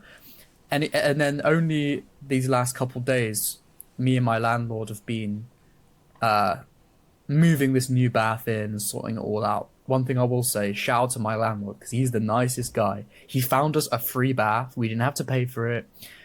He helped, like, instead of getting a plumber out that would cost loads, he like came out and we did it together. Like, he did basically all the work, and I just helped him carry the new bath in. And then me and the landlord drove to the like recycling center to like chuck the old bath away. Like, he's a really good guy. He's a really good landlord. He said like, I was young once. I understand. I'd like to help you as much as possible rather than make you pay loads for a new bath. Like, he's a really nice guy. So shout out to him. It's very kind of him. Yeah, it is very kind of him, because I was thinking, all right, how much is this going to cost me now for a new bath? But yeah, no, he's a good guy. So now it's all sorted and we've fixed that, and that was my shower and bath story. I don't know if it was actually very interesting, but there you go. It's fascinating. Yeah. There's certainly never a dull day in the Exile household. Yeah. At the player's pad. Hey, there you go. But wow. My final story, which is not as long as that, so don't worry, is obviously, as the viewers at home may or may not know, as you, Lewis, do know, I work, my sort of day job, if you want to call it that, sort of part-time job, is I work as a waiter in a restaurant. And, I actually quite enjoy it, to be fair. For what it is, it's actually fairly enjoyable. I didn't think I'd like it, but I kind of do.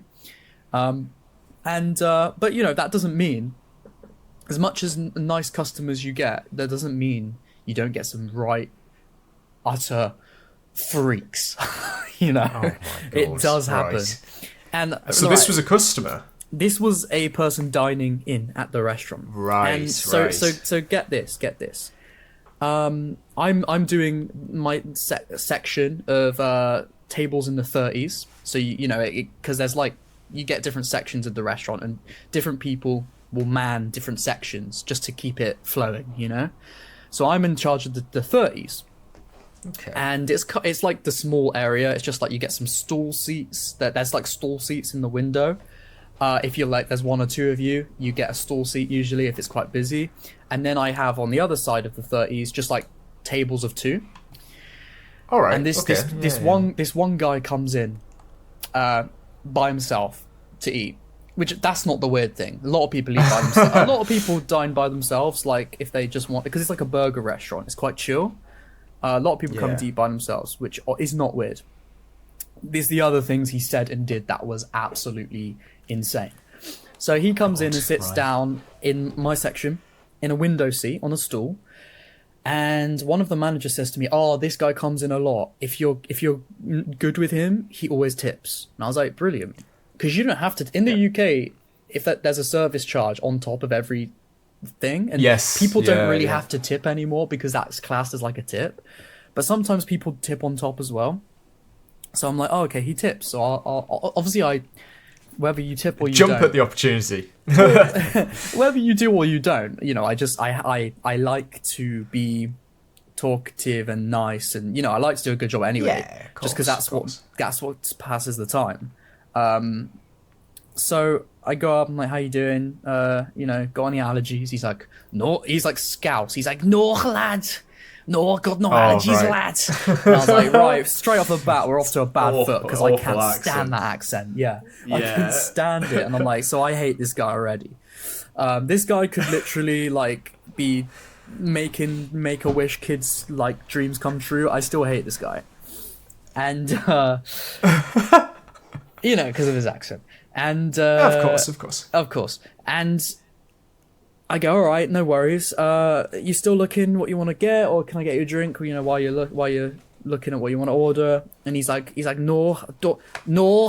He goes, I don't drink. And I'm like, yeah, okay, fair enough. But do you want like some water or something? And he's like, no, lad, I don't drink water. It's got electrolytes that can harm your enzymes or something. Jesus.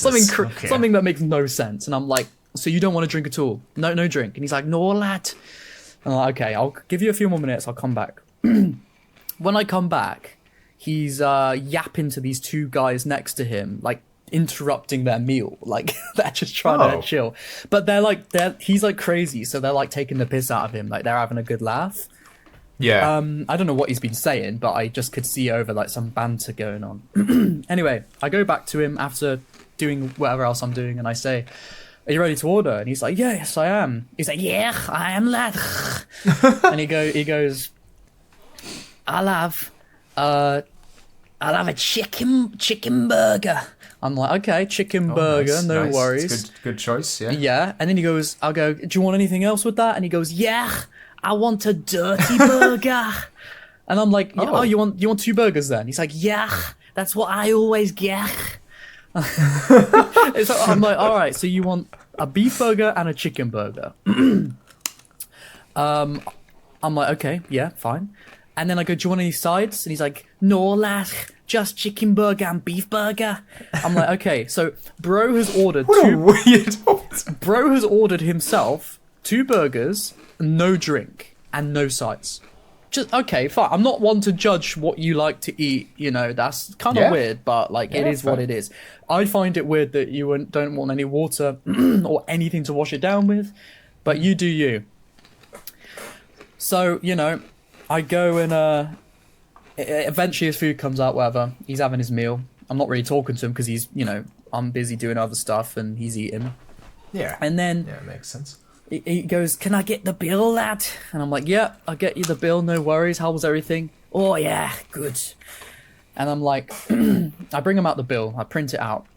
And he goes, oh, mate, I can't touch that. And I'm like, what? You can't touch the bill? Okay, you don't have to. I'll leave it on the table. And I know he's a weird guy. So I'm just like, well, I might as well have some fun out of this and like keep questioning him on why he does the things he does. So I'm like, why can't you touch it? I'm like, why can't you touch it? What's wrong with it? And he's like, you don't touch receipts, lad. He's like, there's a compound in the receipts that messes with your... what does he say? He goes, it messes with your hormones. It fucks with your estrogen. He's like, you don't touch receipts, lad. I'm thinking, right, firstly, I don't think men have estrogen, do they? I think that's a women thing. Shall I have a look? What does he think's gonna happen? What does he actually... Wait, men? so he'll have your like dirty burger? Oh, men do have estrogen, to be fair. Yeah, but what does he think? It's gonna turn him into a woman or something? I don't fucking know. And I'm what's like, he expecting? He goes, when I've paid, can I get a digital receipt, lad? And I'm like, yeah, sure, we'll try and do that for you. No one asks for a digital receipt, so like nobody really knows how to do it. So we're messing around on me and the other waiters are messing around on like the main like till screen, trying to get this guy a digital receipt, and it's just not working. And I'm like, look, everyone's trying, and I say to everyone, look, let's just tell him no because he's pissing about. I don't think he actually wants one. I think he's just being a dick. So I say, let's just leave it. But then like they're not leaving it. They're still trying to get it for him, and I'm like, why are you bothering? And then so then he comes over and he goes, oh, I don't really want one actually. And I'm like, right, so you've just wasted 10 minutes of our life. And he goes, yeah, don't. And then he's saying about the receipts to this other guy, this other waiter. He's like, yeah, don't, because he tries to print him one out instead. And I go, oh no, he doesn't like receipts. I say. And he goes, yeah, don't like 'em, mate. Don't like 'em, lad. And he tells him all about the hormones and the estrogen of receipt paper. And then I say to him, like, so, like, what is the science there? Because I know he knows nothing, and I want to hear what he has to say. Although, to be fair, I have just Googled it, you know. Oh, And, yeah. What did he tell you? He said the receipt paper chemicals, if you touch them, it messes with your estrogen levels and fucks up your hormones. That's all he had to say. Don't tell me it's true. Well, I'm not going to lie. I asked ChatGPT. Thermal paper receipts are coated with BPA or BPS, which can mimic estrogen in the body and interfere with hormone balance. Right, but, like, is touching a receipt here and there is not gonna, like, drastically change your behavior and, like, well-being. No. Well, I mean, next time you go to McDonald's, I don't know if you want to just, like, hold on to that receipt for a couple days and see if anything happens. Just eat it. Just a little, yeah. Oh God, imagine what that would do. Oh, that would you'd wake up a woman. Yeah, According to his logic. But, like, he was making out that it's, like, this awful thing. And I'm asking him about it, and he doesn't really know what he's saying. He's just like, on Google it says, Oh and I was like, oh, have you got, like, a source? I'd love to read this. And he's like, oh, lad, I'll have to have a look, lad. He doesn't really, it just shows that he doesn't really know so he what doesn't he's even saying. care, really. No, he's probably just, he watched a YouTube video about it, and then he doesn't do any research and just thinks, yep, I can't touch him now. And then I go, well, I've been... He tells me not to touch receipts, and I say, well, I've been... Could he not just, like, take a picture of the receipt? Well, of course he could, but he's a dickhead. Yeah. He tells me not to touch receipts, and I say, well, I've been touching them for almost 25 years. I think it's a bit late for me, I said. Yeah. And he goes, oh, the funniest thing, one of the funniest things I forgot to say. You know, I said at the beginning that the manager told me he tips well. Oh yeah. Of course. So he says to me, he goes, whatever the bill is, lads. He goes, round it up to 30. And I'm thinking, oh, that sounds generous of him. Oh yeah, that's nice. Yeah. I look at the receipt, it's £29, like 30. So he's tipped me 70p. And Have they just said this to land you in it? No, I think he's a weird character that is like he goes there and orders those two burgers every time and no drink. Like he's a known weirdo. What? And he's like in his 20s. He's not like an old guy. Or Oh anything. really? Yeah, he could literally be a year or so younger than me. Like he's somewhere in his 20s. He could be a bit older, a bit younger. You know. That's so weird. He's such a weirdo. He's a thick Scouse accent. He's a conspiracy theorist, or apparently maybe it's true. I don't know. And he orders the weirdest orders. Yeah, that was just when I was in that experience, and I knew in the moment I have to tell this on the pod. Yeah. I was there questioning That's him, knowing the more I got, the better content we'd have. Yeah. So you Wow. know. Oh, I hope he comes back though. I'd love to hear about. Oh, he'll like... be back. He'll be back. Oh. Shall I ask him next time what like conspiracy theories he believes in? Yeah. Shall I? What? Yeah, just get more out of him. I don't know. Is there anything you want to know about? I want to know just like why and how he is the way he is. I want to know. I'm curious why he doesn't have a drink. Oh wait, you said the electrolytes and stuff. What about a side? Oh Why doesn't he yeah, have a he's got side? some conspiracy theory about water that if it's tap water, it's got some crazy contaminants that will like mess with your hormones. He said that messes with your hormones as well. He said. What's he so worried about his hormones? I don't know. Well, another one of the waiters that like sort of overheard, and I told her about it, like what happened. She was like, "Oh, he's just afraid of he's like obsessed with his masculinity or something. He's just all about the hormone. You know what I mean? Like he thinks he's this. He's got to be this guy that can't be reduced or to feminine or something." And it does kind of come across a bit like that. But we'll see what happens. If he comes back, I'm sure I'll have more stories. Even if he's not in my section, I will go over to him and ask him things just for the... Yeah, you should. Yeah, other than that, though, the same day, No, we had a big group of like 20 people eat, and they took the service charge off, even though they had a great meal. Really? That's kind of low, bro. It's kind of, like, you don't have to pay it, but it's like we did give you good service, and they were also really difficult because they like you'd come out with the food, you'd call out the food, and nobody would answer. They'd just all be talking to each other, and I'm like, "Dirty burger," and like no one's answering, and I'm like, right, so I'm just where am I putting it there? I'm like trying to put it down, and they're not answering me. It's like really like they were quite difficult in that way, and then they wanted to like some wanted to pay before they and then leave early, but then others still wanted to order more, and they were like really they were being hassling, not in a way that it's like can't be accommodated, just in a way that it makes it a little bit more difficult. And then they asked to remove the service charge. It's like, bruh, it was like a £500 order as well. We would have made some nice money on that order. Yeah. But Damn. you know, these things People are like that, aren't they? But you know, yeah, some people entitled to whatever. Yeah, it is what it is. But other than that, though, it's all right. It's all right. You know, it passes the time. I usually get a free burger at the end, and it you know, it means that I can keep doing more YouTube on my days off. So Absolutely, which is good. yeah. But anyway, those were my stories. Yeah. Thought I'd say them just to get them out there. Yeah, it's a fun time in the the world of the exile. Yeah. The world. I mean, I could rant on about stories at work. Oh, all go on. day. Give us one just to balance it out. What's been going on? Well, I mean, okay, yeah, I got a story. So we're selling furniture, home decor, that sort of thing, Yeah. and we go live on TikTok every day. Dude, 6 days a week. We're actually live right now. Not me particularly. But Willis makes movies content. It's funny actually. Yeah, my boss was saying yesterday. He was like, because we had some interviews for people coming in. This is a different story, but Yeah.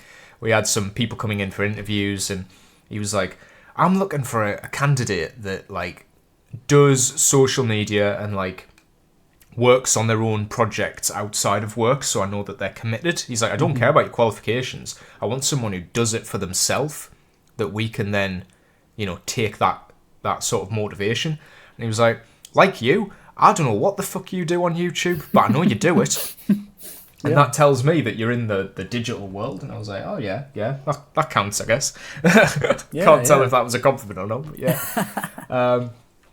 But yeah, we've got like 3 presenters who alternate different days.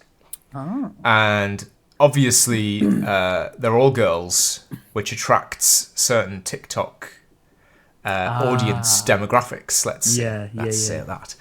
And I've had to block so many people because I'm basically like their moderator. Like, I have to have them. I've got like a second screen, which is like a big TV that everybody shares. And I have to have the live streams on all day so I can sift through it for people being creeps. Yeah.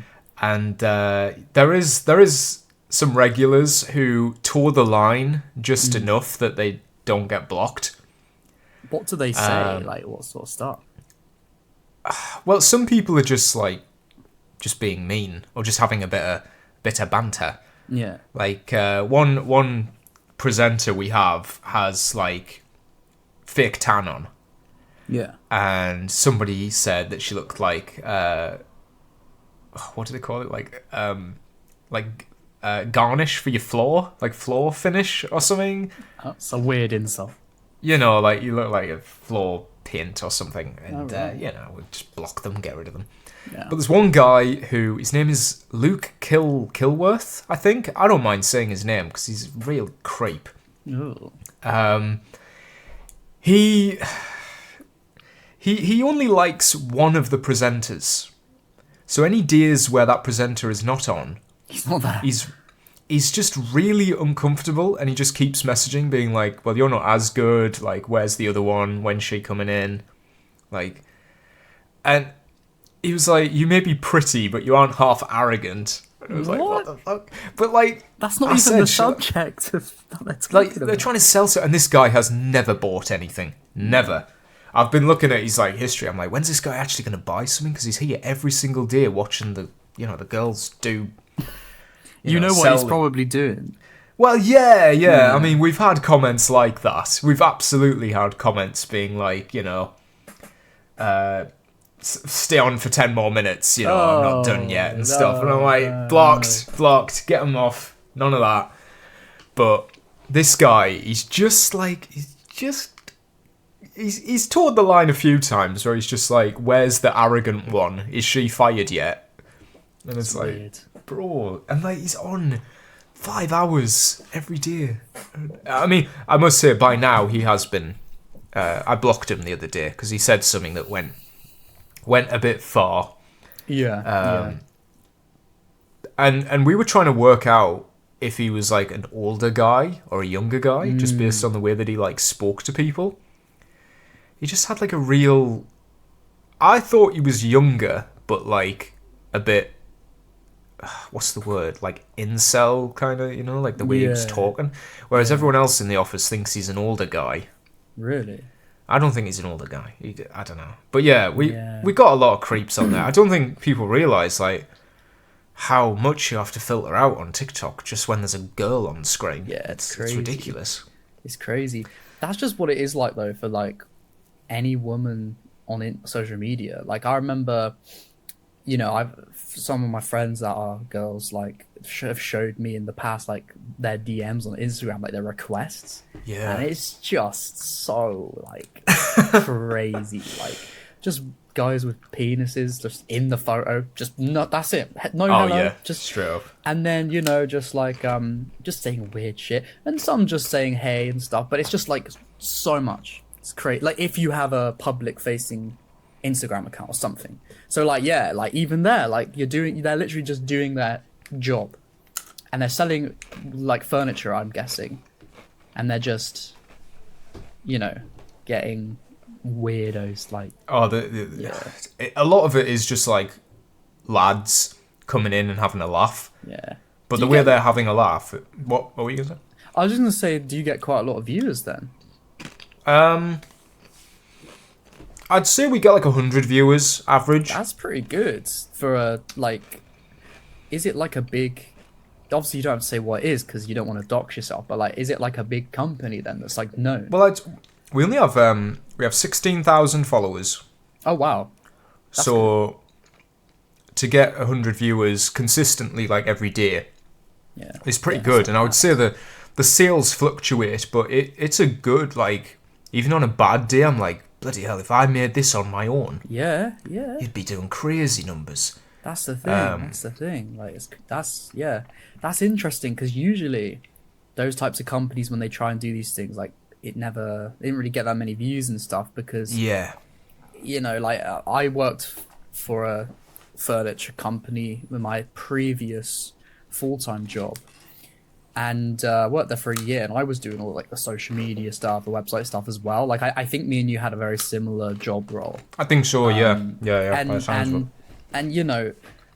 they said like, do the Instagram, do this, do that, but like the bosses were so controlling over like what I could do, and they just didn't get it. Like I'd come through with all these ideas that I knew would be good for like going viral or like getting new people come in.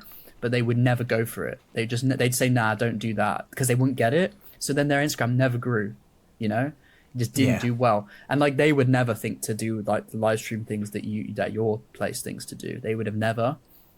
But I feel like it was an idea that just sort of we wanted to branch out and just try everything. So I mean, at the minute we're currently getting signed up with B&Q. On their marketplace. I didn't know they had a marketplace, but apparently a lot of their stuff is like third party now, so we've just got signed up with that. But yeah, we were just trying out loads of different avenues, I guess, and TikTok was one where it was like, oh shit, this is working. It just blew up. I mean, we made like, I think on our best day we made like $4,000 in a day. Jeez. For a 5-hour live stream. Like sales, people buying stuff. Sales, yeah. Just TikTok sales of like home fragrances, ornaments, stuff like that. Is that like linked on the TikTok shop? Yeah, that's it, yeah. Oh, so wow. I upload the products to TikTok shop and they just, That's crazy. I've tried stuff with that TikTok shop because obviously I have a TikTok for my YouTube. Well, you know, Yeah, my like shorts. affiliates. Well, my shorts go on. I post on TikTok as well, and like the affiliates thing. Like if you see a product and you put it on your product page, if someone buys it, you're meant to get like a commission. So I found We've got that. I found all of these Assassin's Creed themed products, like Assassin's Creed posters, Assassin's Creed mugs, all of this stuff, and I linked all of it on my product page, and it's been there for like a year, and it's never sold a single one. Nobody's ever bought anything through it. I think you need to do like weird. a proper shoppable video, like holding it up, describing it. I tends to do best. I would, and I've applied for them to send me samples so I can do that, and they always decline my requests. Which is weird. we've done that quite a bit as well. Unless it's like, unless you've got a big following, then we've tried it a couple of times, like sent out samples, and what we find is the videos we get back are just like, they're just really half-arsed, or they're just like not really worth it. I think we have like a 10% commission for sales, and we have had some, to be fair. You know, we do get maybe a couple a week, but that's on like hundreds of people advertising our stuff, and a couple of sales a week from that. Don't think people do it as much as it looks. Yeah, maybe. I guess it depends on the products, really, doesn't it? Obviously, Christmas coming up, we're doing like diffusers, candles, that sort of thing, and that's doing quite well. Yeah. Oh, I see. Yeah, I know what you mean. So was that your story about the live stream? Yeah, just that it's been fascinating. Yeah, that is interesting. It's always interesting to see what kind of people show up. You're going to see me in the live chat next week. Like, oh gosh, yeah. Where's the other one? Nah. I'll be like, hang on a minute, I know him. That's the Exile. It's the Exile, what are you playing at? I'll say, when they get him fired or whatever. No, I tell you what, I can always tell when it's going to get creepy, because we have 85% of our audience is over 35 women. Over 35's like women. Yeah. And I can tell when that demographic shifts to like 25% male, I'm like, okay, something's going to happen now. Yeah. As soon as I see men are in the chat, I'm like, okay, something's going to happen now. So I have a graph like on the screen, like telling me, and I'm just like, shit, look out, brace for impact. Hold X, something's going to happen. Yeah. Wow, that must be interesting. It is. What was I going to say? Well, are we going to get into our tribe, our Kingdom of Kabbalah tribe updates? Yeah, should we, I can see that we're at 2 hours. Should we just make this last section, should we just get through reactions? Yeah. Let's do our Reels of Ruin and our Kingdom of Kabbalah. Yeah, we'll bundle that in. Yeah. Right, cool.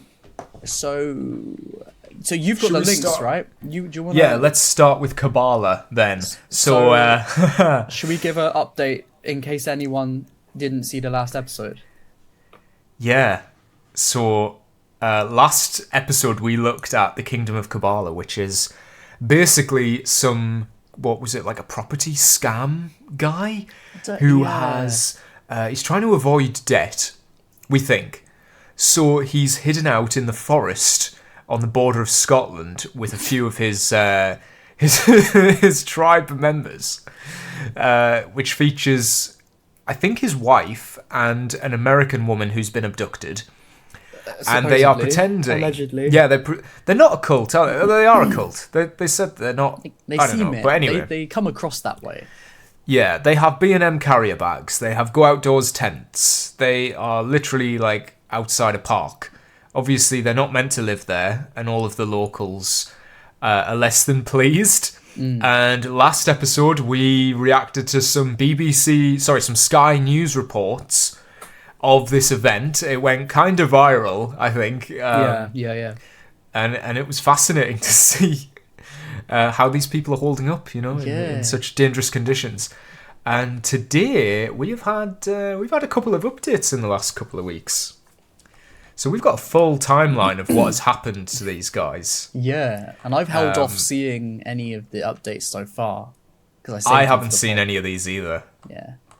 And So I'm fascinated to see this. and like bear in mind, guys, this is not just like three people chilling in the woods. They are dressed up like they're an African tribe, and he's saying Yes. like the kingdom of Kabbalah is here, and I am the king, and you know God has sent us to reclaim our land and all this. Yeah, he said So he's like become thousands of people are going to join him. Yeah, well, I think we're still waiting on them, aren't we? Yeah. They've had a bit of a delay. Maybe the Podyssey army will be heading down. We should have gone and seen him. I should have gone and seen him if I had the chance. That would have been a great vlog. That would be members. fantastic. Yeah, Members vlog. I would have said hello. Are we starting with the first? Because Yeah, there's 3 short clips. Am I right in thinking? they're in order. So the first one is the arrest. The arrested. So they got arrested. Not to spoil anything, but yeah, they've finally been nicked. After all this time, they were like, I think they were in a loophole, but now they've managed to actually get them. So yeah. And this is from the Scottish Sun. Like a Scottish son. Yeah. So Right. should we count down? I've got the link open. I've got like the video. Yeah, I'm open, on ready 0. to go. I don't know where the audio is going to come out of, but we'll find out. Do you wanna count us down, or shall I? I'll do it. Yeah. Is it on 1? On 1. 3, 2, 1. This is the moment the king and Holy handmaiden shit. of the so-called Is it working all Kingdom right? of Kabbalah Yeah. tribe were detained in an early Wow. morning raid. Just pictures of them Kofi getting arrested. Offey and Cora Taylor were nabbed by authorities. I mean, it's in hardly a camp raid, is in it? the woods of Jedburgh, Roxburghshire, just Is it after really, 8 like, low a.m. on FPS Thursday. to you?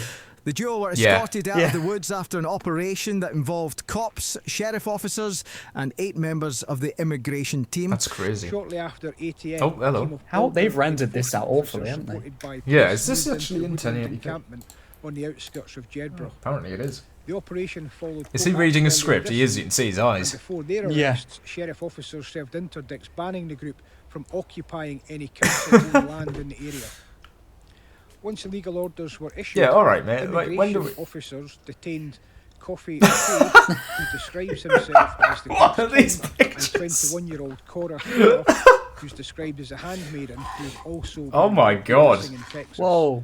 Both were placed She in does look quite handcuffs happy and to led be getting waiting arrested. I'm not- vehicles before being taken Yeah, to who's a live nearby streaming facility. this? The move comes on the day that the Time group is were up, the evicted from chat the says. council land they set up camp on. Sheriff officers served them with interdicts, banning them from Oh, it's private land immigration. and council It's not land police. across the area. The group previously told how I'm they just were reading the chat. reclaiming Kabbalah, land Kabbalah. Death of an from their empire. ancestors Lock 'em 400 up. years ago and refused to recognise the powers of the That's courts a lot to of stuff evict to them. We move. told earlier how Taylor was confirmed to be a waitress God. reported missing by her Ah, family waitress. in Texas, and her family previously expressed concerns that she was being brainwashed into staying with the Kabbalah tribe. This is the group's second eviction in as many weeks after a previous order was met by them a school by kid? moving 20 feet from private land what's- to a council-owned plot where they were removed from today. They've got quite a lot of stuff, haven't they? Last week, Yeah. local councillor and deputy council leader Scott Hamilton We'll go into the charity blasted shops, I cops guess. I can't believe for it's not took this using a long. I think they have just kept it 150-year-old going law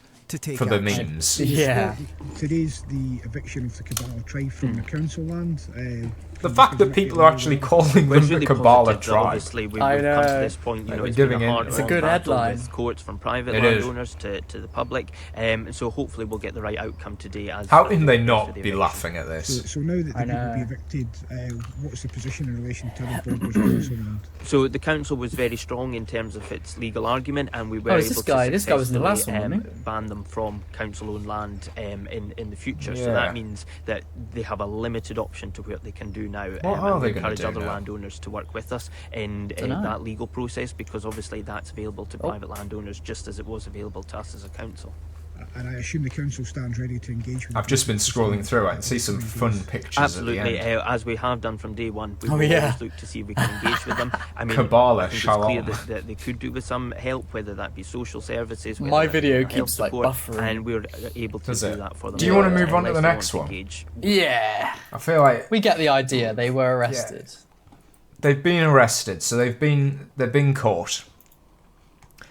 And in the next video, which is a bit shorter, African we'll find out tribe what's queen. going to happen to him. All right. Do you want to count us down again? Yeah, I'm just watching an ad. Oh, okay. Right, okay. Okay, on 1, Mm-hmm. 3, 2, 1. The self-styled kingdom of Kubala's queen and handmaiden are holed up in a council flat after being booted out of their illegal woodland camp. Wow. Jean Gasho and Cora Taylor have painted the symbol of their African tribe Is that not just on the pie? front door of the ground floor Yeah. pad. American Taylor was seen looking out the window They need to clean that and window. also appearing to take She got a leaves vape. and branches inside the property in Gala Shields. Selfish. She's happy. Gasho is thought to have joined her there after What initially are these going to a pictures? Where are hotel they? in Who's taking Newcastle. these pictures? Locals told of their Paparazzi. concern about the mom Are they of waiting Ford's for, like, presence after God? official papers stated she God, that's and like tribe one line king away Kofi from Ofe being- pose a serious risk to peace. It came after cops broke up the trio's camp in Jedburgh, To kids. Roxburghshire last week. Last night, one of Gasho's new neighbours said, "The younger girl arrived on Friday night. I wasn't sure if it was her or not, but then I heard her speaking with her American accent and that confirmed it for me." Amazing. None of us were that bothered about her. But on Saturday, that Jean woman arrived. That is when everyone raised concern. So where's If she is a Where's danger the to king? kids, we don't want her anywhere near us. Yeah. There are where's lots King of kids Kabbalah? around here and they should be protected. I'm not even sure if the council or social work know Well, they're not going to she's do here. anything. No. I've heard them laughing and Well, joking. they did The supposedly other kidnap night, a 21-year-old. Cora was out picking up lots of branches Yeah, but, and fallen leaves she's happy. and taking them into the flat. Is she? Some people online have She's suggested more she happy smiling now at she's the been picture. arrested. Gina. 'Cause she might get The out symbol of it. Yeah. carved on the flat's door was often seen drawn on the trio's faces during their 4-month stay in Right. Leeds. Break They mocked fallen eviction leaves. orders That by really moving is just 20 wood, feet isn't it? from private land to a council-owned plot before finally being Wow. moved on Look at last all that. week. Meanwhile, Ghana-born Kofi Ofe, who was also arrested by immigration enforcement officers, Yeah, where's he? remains in custody. Scottish Borders Council has He's in been custody. contacted. There you go. So 2 of them Yeah. are in a council house, and the other one's still in custody. Yeah. Damn. Interesting. So I'm guessing the custody one is the king. That's the king, yeah. Yeah, he's in custody. Probably because And, he's the cult leader. Let's be real. Yeah, he's got to be responsible, surely. So then we have the. So in he this almost third killed video, me we've got some, we've got some allegations now. So I'm against guessing the king. the against the king, heresy. What? That's crazy. Oh, I'm excited to hear what they have to say about it. Yeah, this will be an interesting one. Right. I mean, they're probably just trying to clear their name now that Yeah. they've been caught. But I anyway, just gave this one a like to make it 400 likes. Does Wait, it say how 400 or 399? yeah, it says 400. That was me. That was me. Hey. All right, on 1, Yep. 3, 2, 1. The queen of a self-styled tribe living in woods Here we go, claimed that here the we go. group's king and her husband almost killed her during an attack. What's he doing? Video footage has emerged showing Jean Dunno. Gasho confronting her he hubby, speaking to Coffee someone? Offie, following the alleged incident. That's not at his the home name. in Seaham, Coffee County Hoffy. Durham. Coffee Offie, that can't be his African name. tribe leaders were last week evicted from the Scots woods where they had been living Wow. illegally with handmaiden Cora Taylor. Offie There's from some decent Ghana and outfits, like, American for not Taylor having, were arrested It's probably over from their alleged old, immigration offences drama after group cops they raided had. the camp. Oh, The yeah, outfits, maybe, the yeah. wardrobe. Roxburghshire. It's that kid again. Officers cleared the site in a dawn school raid kid. following a Oh, court God, order. might as well just watch this one. They've recapped Yeah. everything. Yeah. You almost killed me. The night Oh, you hello, arrested, hello. You almost killed me, and it's the truth. It's the truth. You almost What's he killed doing? Me. And now you call my daughter a liar. You almost killed me, and you beat me. Yes, I'm recording. That's not nice. It's not living. It's not live, but I'm Oh, recording. there's another woman. Didn't you beat me in Siam? At least say you're In sorry Siam? for beating No me. way. I've been to Why see. would you pretend to be mad? You were testing me. Oh. Look at how you're smiling. Look at you. Why would you pretend to be mad? Why would you do that? When I saw that you actually... When was this recorded, sorry? Is this before they became tribe Please members? leave. I Ah, want you to leave now. I don't know. If you want me to Or is this happening now they've I been want you caught? to leave. We previously told how the gotta handmaiden be after, Cora right? spoke out to claim she is not captive and told how she misses her baby daughter, but she refused to answer if she had been groomed by the couple. And Oh, right, okay. She left her baby. Yeah. And this week we told how the tribe Queen and Handmaiden are holed up in a council flat after being booted out of They their say this illegal like they camp. are The pair have actually even royalty. painted the symbol I of their know. African tribe They on do. the front door of the ground floor. We're gonna have a pad. Netflix documentary about Locals this. told of their concern absolutely. about the I don't think Gasho's it's the end presence here either. after official papers They'll do stated those, she and like, tribe Monster. King, The King of Coffee Kabbalah 36 story. pose a Monster, serious Offie risk Coffee. to kids. Meanwhile, Ghana-born Offa, who was also arrested by immigration enforcement officers, remains in custody. Yeah. Now, if they did like a DLC to Valhalla or something Yeah. that just made reference to this, Yeah. that would be perfect. An So, NPC called Offie Coffee. Offie Coffee, yeah, and he just lives. He could just be sitting in the middle of a field. And he's ringing a bell. Yeah, I forgot about the bell. Yeah. I forgot. Just jangling where's the his bell over and over. Someone's Oh. commented, I don't know who's sadder, these three or how obsessed the Scottish Sun is with them. Yeah. No, I like that they're obsessed with them. It's fun. Yeah, I don't want this to end. This is fantastic. Yeah. The tribe, the handmaiden. I know. Fantastic stuff. The Kingdom of Kabbalah arc is going crazy. It is. I don't think it's the end. I think we'll find out soon what's actually gone down, who this guy actually is. Yeah. Why he's done this. Yeah, there's got to be some fraud, or he's got to be some power thing he likes. he's just I don't mental, know. yeah. It's got to be something. I hope He's he gets- definitely... He's done something that he's trying to run away from. Yeah, it does come across that way, doesn't it? Yeah. We'll have to wait and see. Hopefully, the story will continue to unfold. Now it's over to you. It's over to With me. your favourite segment. Well, before we get to that, I'm gonna go to the toilet again real quick. I might do the same actually. Just real quick. Yeah. Let's Got do to, it. haven't you? You've got to. We'll it's reconvene. like a break in between the segments. Exactly. We'll reconvene. It's in a short moment. See you then. Okay. I've just had confirmation that Basim's dad is in fact dead. Oh, from what? Poverty. Just No, died. I mean, like, how did you find out? Oh, someone's just commented on my video saying Basim talks about it twice in the main game. That's his motivation for joining the Assassins, is to not be forgotten like his father. Oh, So I don't remember There you him go. saying about He is- his dad. I did just do a side quest yesterday where he mentioned his dad being an architect. That was the only... A Tale of mention of it. Baghdad. That was it, yeah. Yeah, it was, yeah. Those Tales of Baghdad, I had to Google it because I was like, when you start them, they don't tell you what to do. I know. You've got to be like paying attention to the actual dialogue. So I was like, Yeah. oh shit, turn the sound up. What was it? Yeah. They're alright. Okay, so Yes. if you are ready, we will get into our final segment of this episode, being the Exiles Reels of Ruin. Yes. Bow, bow, bow, bow. Yeah, I should make an intro for that. Yeah, we need a little sting. I was thinking of having something funny where it like has like dramatic build-up music and it's like a 2x speed, like cameras moving through like into my living room, and then I'm just standing looking away. It comes up to me, I turn around and go, ah, and then it comes up with the title of the Exiles Reels of Ruin or something. That would be fantastic Just- if you can do that. Makes no sense, but that's like the point because none of the reels do either. We could start to do like incorporate different people we've watched Oh yeah, along the yeah. way.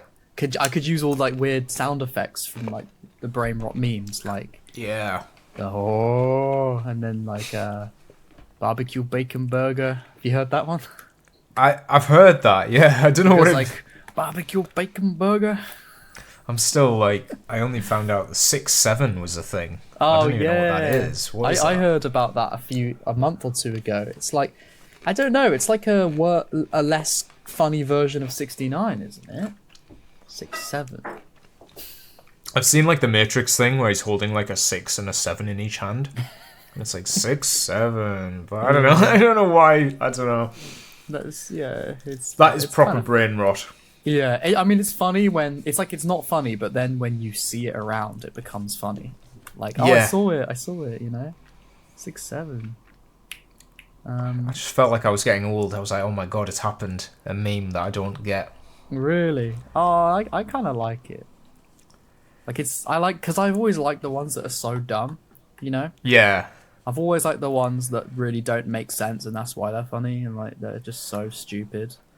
Because they're almost a suppose. little bit abstract, aren't they? Like it's Well, like yeah, but abstract I'm also art. just like, what the fuck does it mean? What do you mean? 6? It's just numbers. It's like abstract art. You have to find the meaning yourself. I guess like if you told me, oh, it's because it means like height or ranking or something, I could understand, but I don't. There's no context. There's no Yeah, context to it. that's the point though. If it had meaning to it, it wouldn't be funny. Oh Yeah. god, maybe that is like high art in a way. Oh yeah, for sure. Oh god.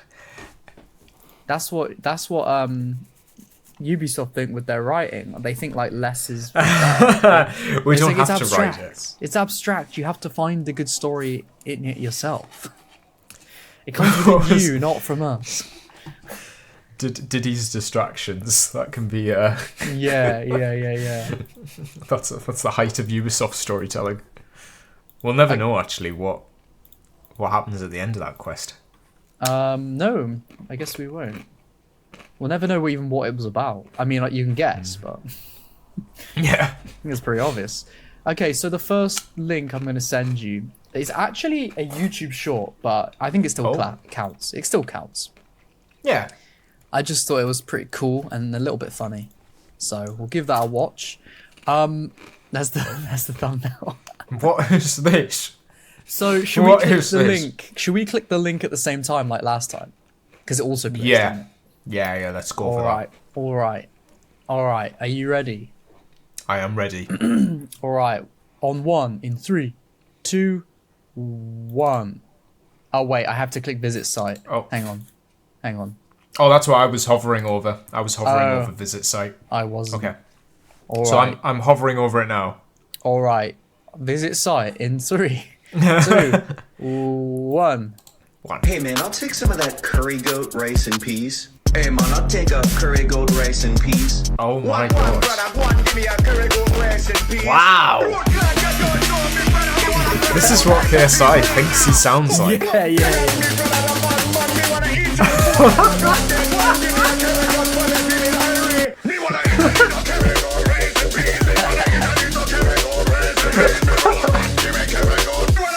It's so red. That was it. Do you like that one? Okay, yeah, that was wow. I thought that's just quite funny. I'm assuming That's funny. the clip at the top was just its own thing, and then somebody else added Oh, do the you music. think? Yeah, I think somebody else added the music with it. Added the beat to what he was saying. Yeah, I think so. Ah. I think so. That's how it came across to me, but I don't know. Oh, maybe. That kind of makes it funnier though, then, isn't it? Because it's like Yeah, wasn't yeah. meant that way, you know. I didn't know the context of the original. Yeah, Is it just getting increasingly more Jamaican?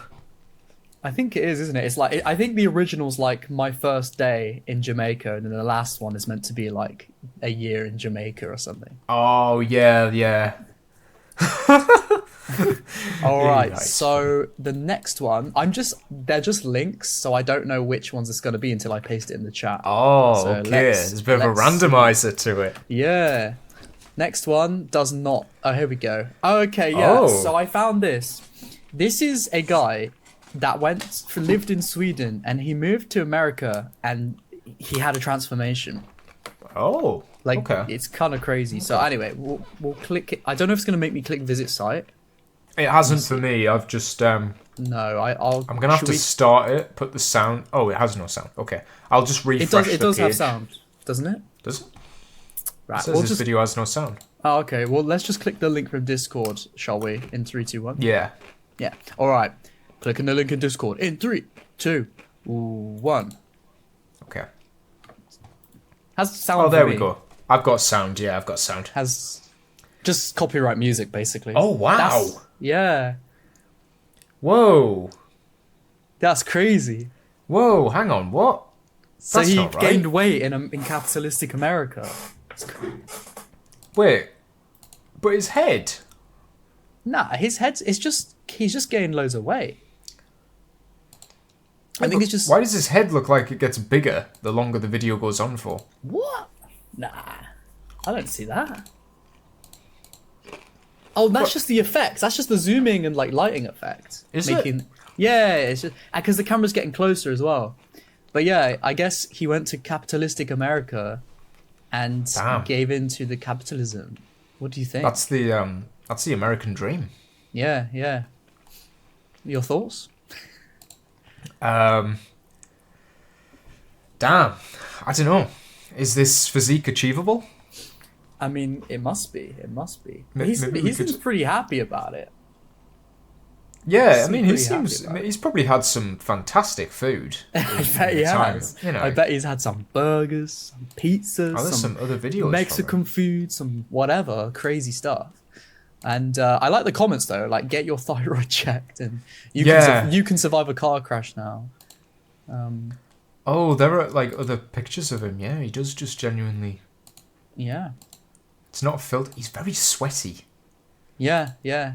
He's very sweaty. Which other ones have you seen? I'm gonna have to send you this one. This is a This is the same guy. sweaty for. Oh, it's him. It's him. Yeah, I just yeah. looked at his account. Yeah.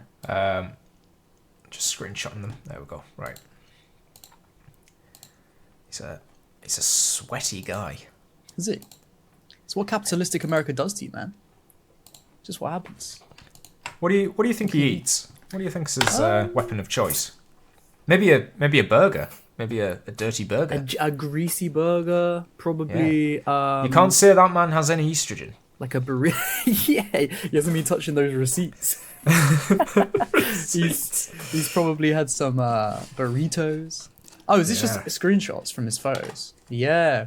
Yeah, this is from his Instagram. So you see what I mean? He's quite a sweaty complexion. Yeah, yeah. Damn. Nah, listen, if he's living his best life that he can, then by all means, just Props don't. to him. Yeah.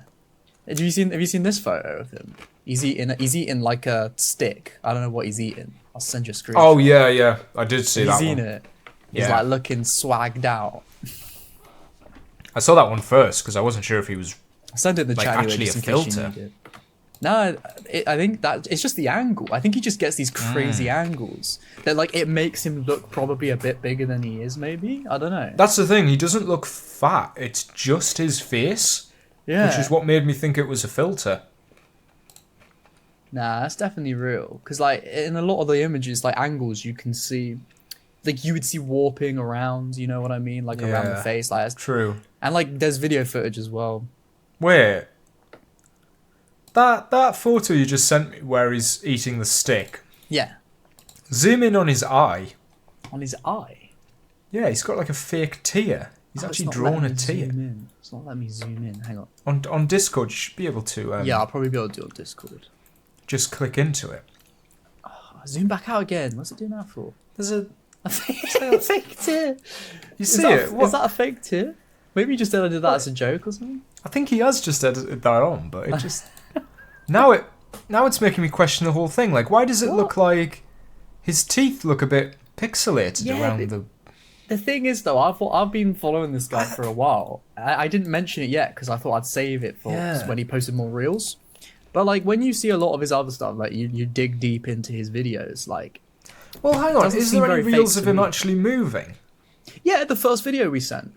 I thought he was just stood in the lift and it was like camera walk. Well, what's Wait. his most recent reel? It says slowly losing your teenage facial. I don't features. think this is real.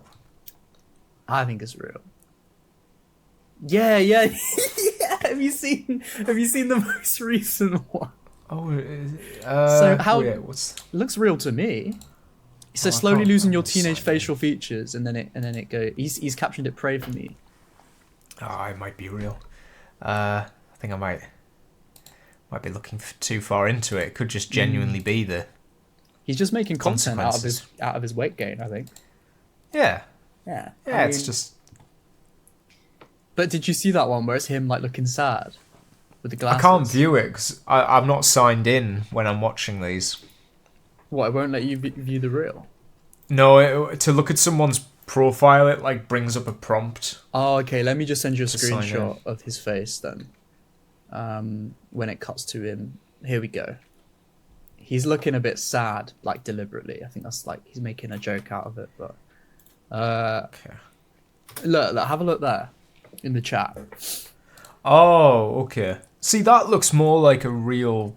I think it's just the person. angles. I think he just gets good angles. Yeah. You know. Yeah. Damn. So that was that. That was that. Yeah. That was one of my reels of ruin. And then, if you don't have any more thoughts on that, we'll move on to our next reel of ruin. Absolutely. All right, let's do it.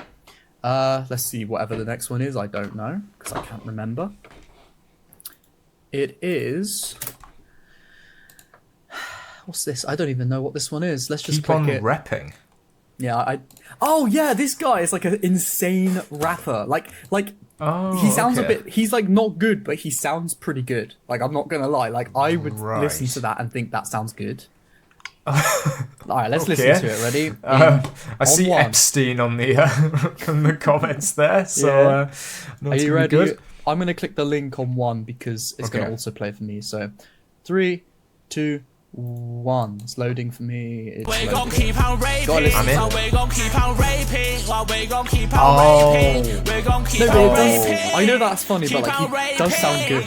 Keep I on think. raping, keep on raping. We gon' keep on raping. This man's I feel amazing. I got them chicks Like, that sounds tripping. good to I got me. them bitches calling. I see mess and I rape. They can't keep on my pace. Like that's good. He was good when he stopped Saying rapping. repping. But like that end bit where he's like do, like that's good. Like I would Yeah, low key he's- listen to that. I do like The, some weird music, but the effects were good on it. yeah. Wow. Okay, I understand why Epstein was on there now. Oh my god. Oh, So wow. that was that one.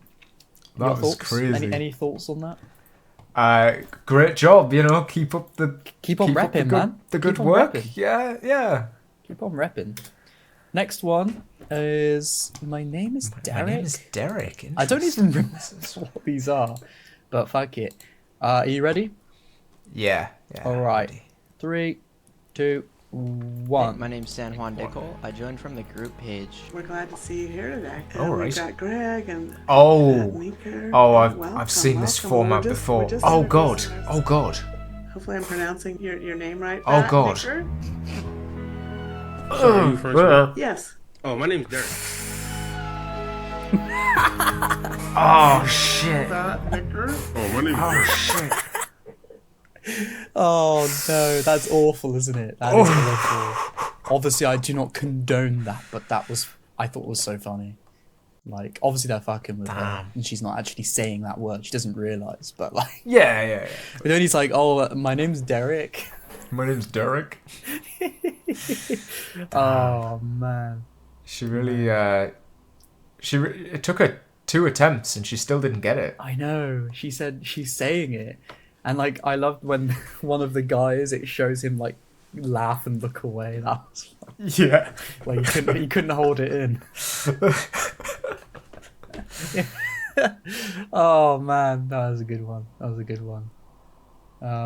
Yeah, someone commented she doubled down on it too. Oh man, here's where like she knew his name. Yeah. Again, we have one more Reel of Ruin for today. One more reel. All Let's right. see what it is. It's been an interesting selection. Yeah. You never know what you're gonna get with the Interesting Reels of Ruin. Got all the birds chirping? Got all the birds I chirping. don't remember, man. I just linked you. I don't remember. Right, are you ready? I'm ready. All right. On one, in 3, 2, 1. Oh yeah. Ooh. No. What the? Yeah. Oh god, I don't want to look at it. Oh, I'm not looking at it. You don't like it? Why don't you like it? I feel like it's gonna be a jump scare or something. He's a whimsical man. He's a whimsical dog. Oh no, that's not. He's a whimsical little horrifying. boy, man. It's why are his hands human hands? He's dancing. What is that though? AI? Is it? Oh, it says AI plus at the top. It has to be. Oh, that's one of the. I can't even keep that on my screen. I'm not gonna lie. I'm gonna have to close that. I'm just watching it on loop right now. I love it. No, I can't even do that. It's so disturbing. That's actually really got under my skin. Oh, I love the music. Oh no. Yeah, the music's nice. Music's fun. Happy. Oh, got the birds chirping. That's what that is. Oh, I don't know. I feel like that thing. Imagine that, it's like 3 a.m. and that at the end of your bed doing that little dance. My sleep paralysis demon. That is it. Oh, and I'm in love with it.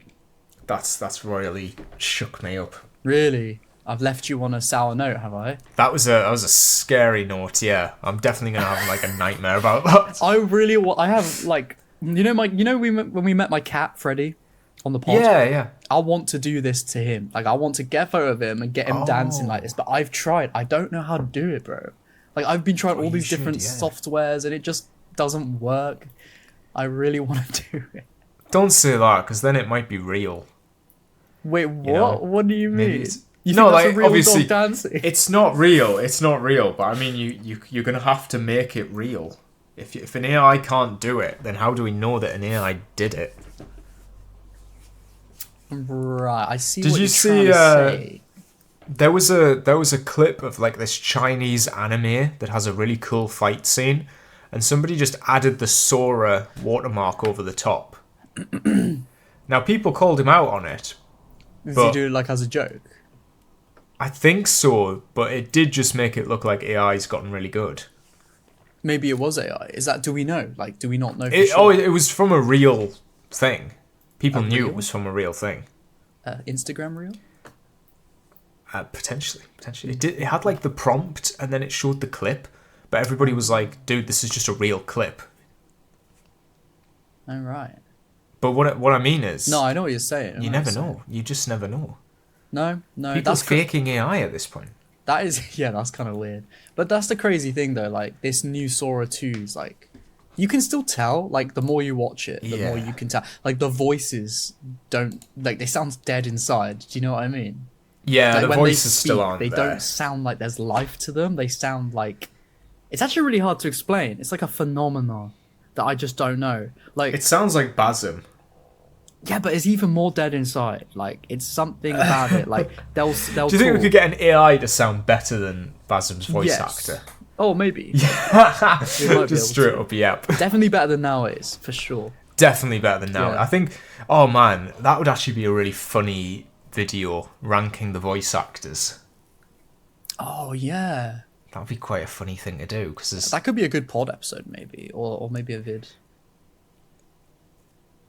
Oh, I think so, actually, because I feel like you'd have to debate it. You know what I mean? I feel like you'd have to argue over which one sounds better. That could be a good We could do a topic. debate, Willis Makes Movies versus The Exile. Yeah, we could come up with our own We'd have to lists and find then something compare we don't them. agree on. I think there are ones that we disagree on, maybe. To be fair, speaking on that, I do remember you saying that you had a lot to call me out for from one of my recent videos. Oh, I was just okay, so you did a video saying the worst thing about every Assassin's Creed game. And it took me until Black Flag to agree with you. Really? What did I say? I was listening to it in the car and my jaw just kept dropping when I heard you saying it. Because I was obviously, the stuff you were saying wasn't bad.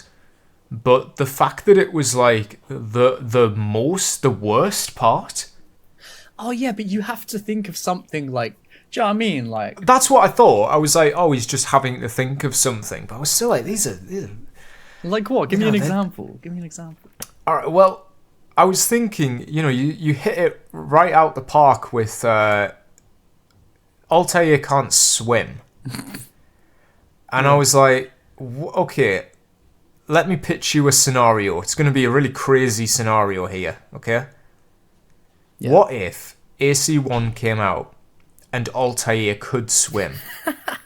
There'd be no difference. Would you say that would make it a better game?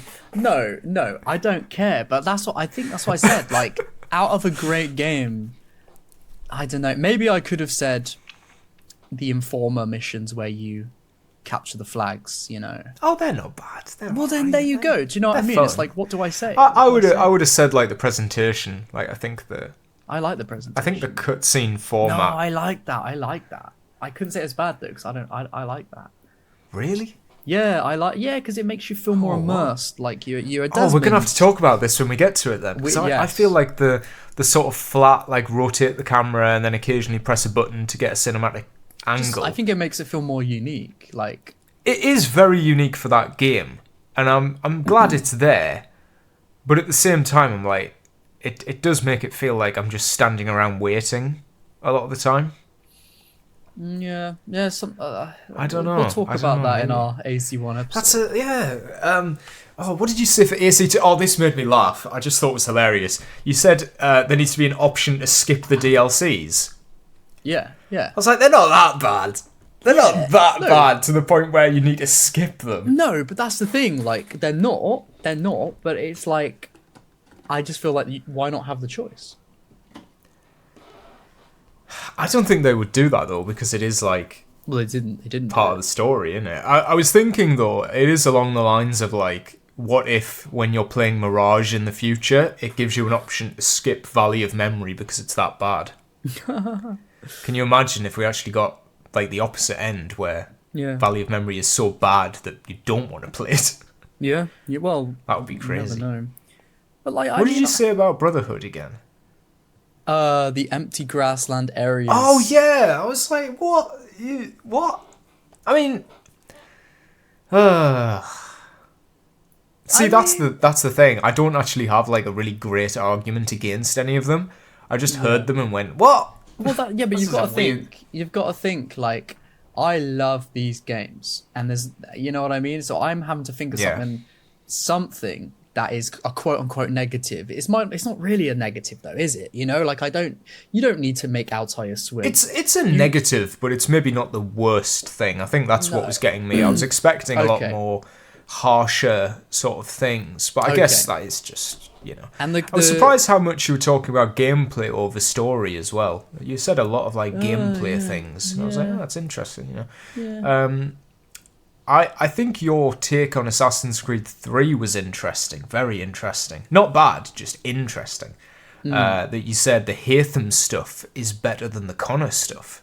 Yeah, that was interesting for me. Yeah, it just feels more Assassin's Creedy to me, like I said in the video, like it feels more like I'm doing assassin stuff. I'm being an assassin. I feel like maybe not the writing, but like just the structure of how you go through each like mission and the little storyline of Haytham in that moment leading up to him meeting what's her name, Yoni Yode or whatever she's called. Zeal. Who's Yoni Yode then? Oh, that's Connor's daughter. That's Connor's daughter in the books. Is it? Yeah. I didn't know that. That's Connor's daughter in a comic. Zeke or whatever she's called, Z. Just all that leading up just feels very much like to the next bit. Like it's got good pacing, and I just feel like when it gets to Connor's part, you play as that kid for him as a kid.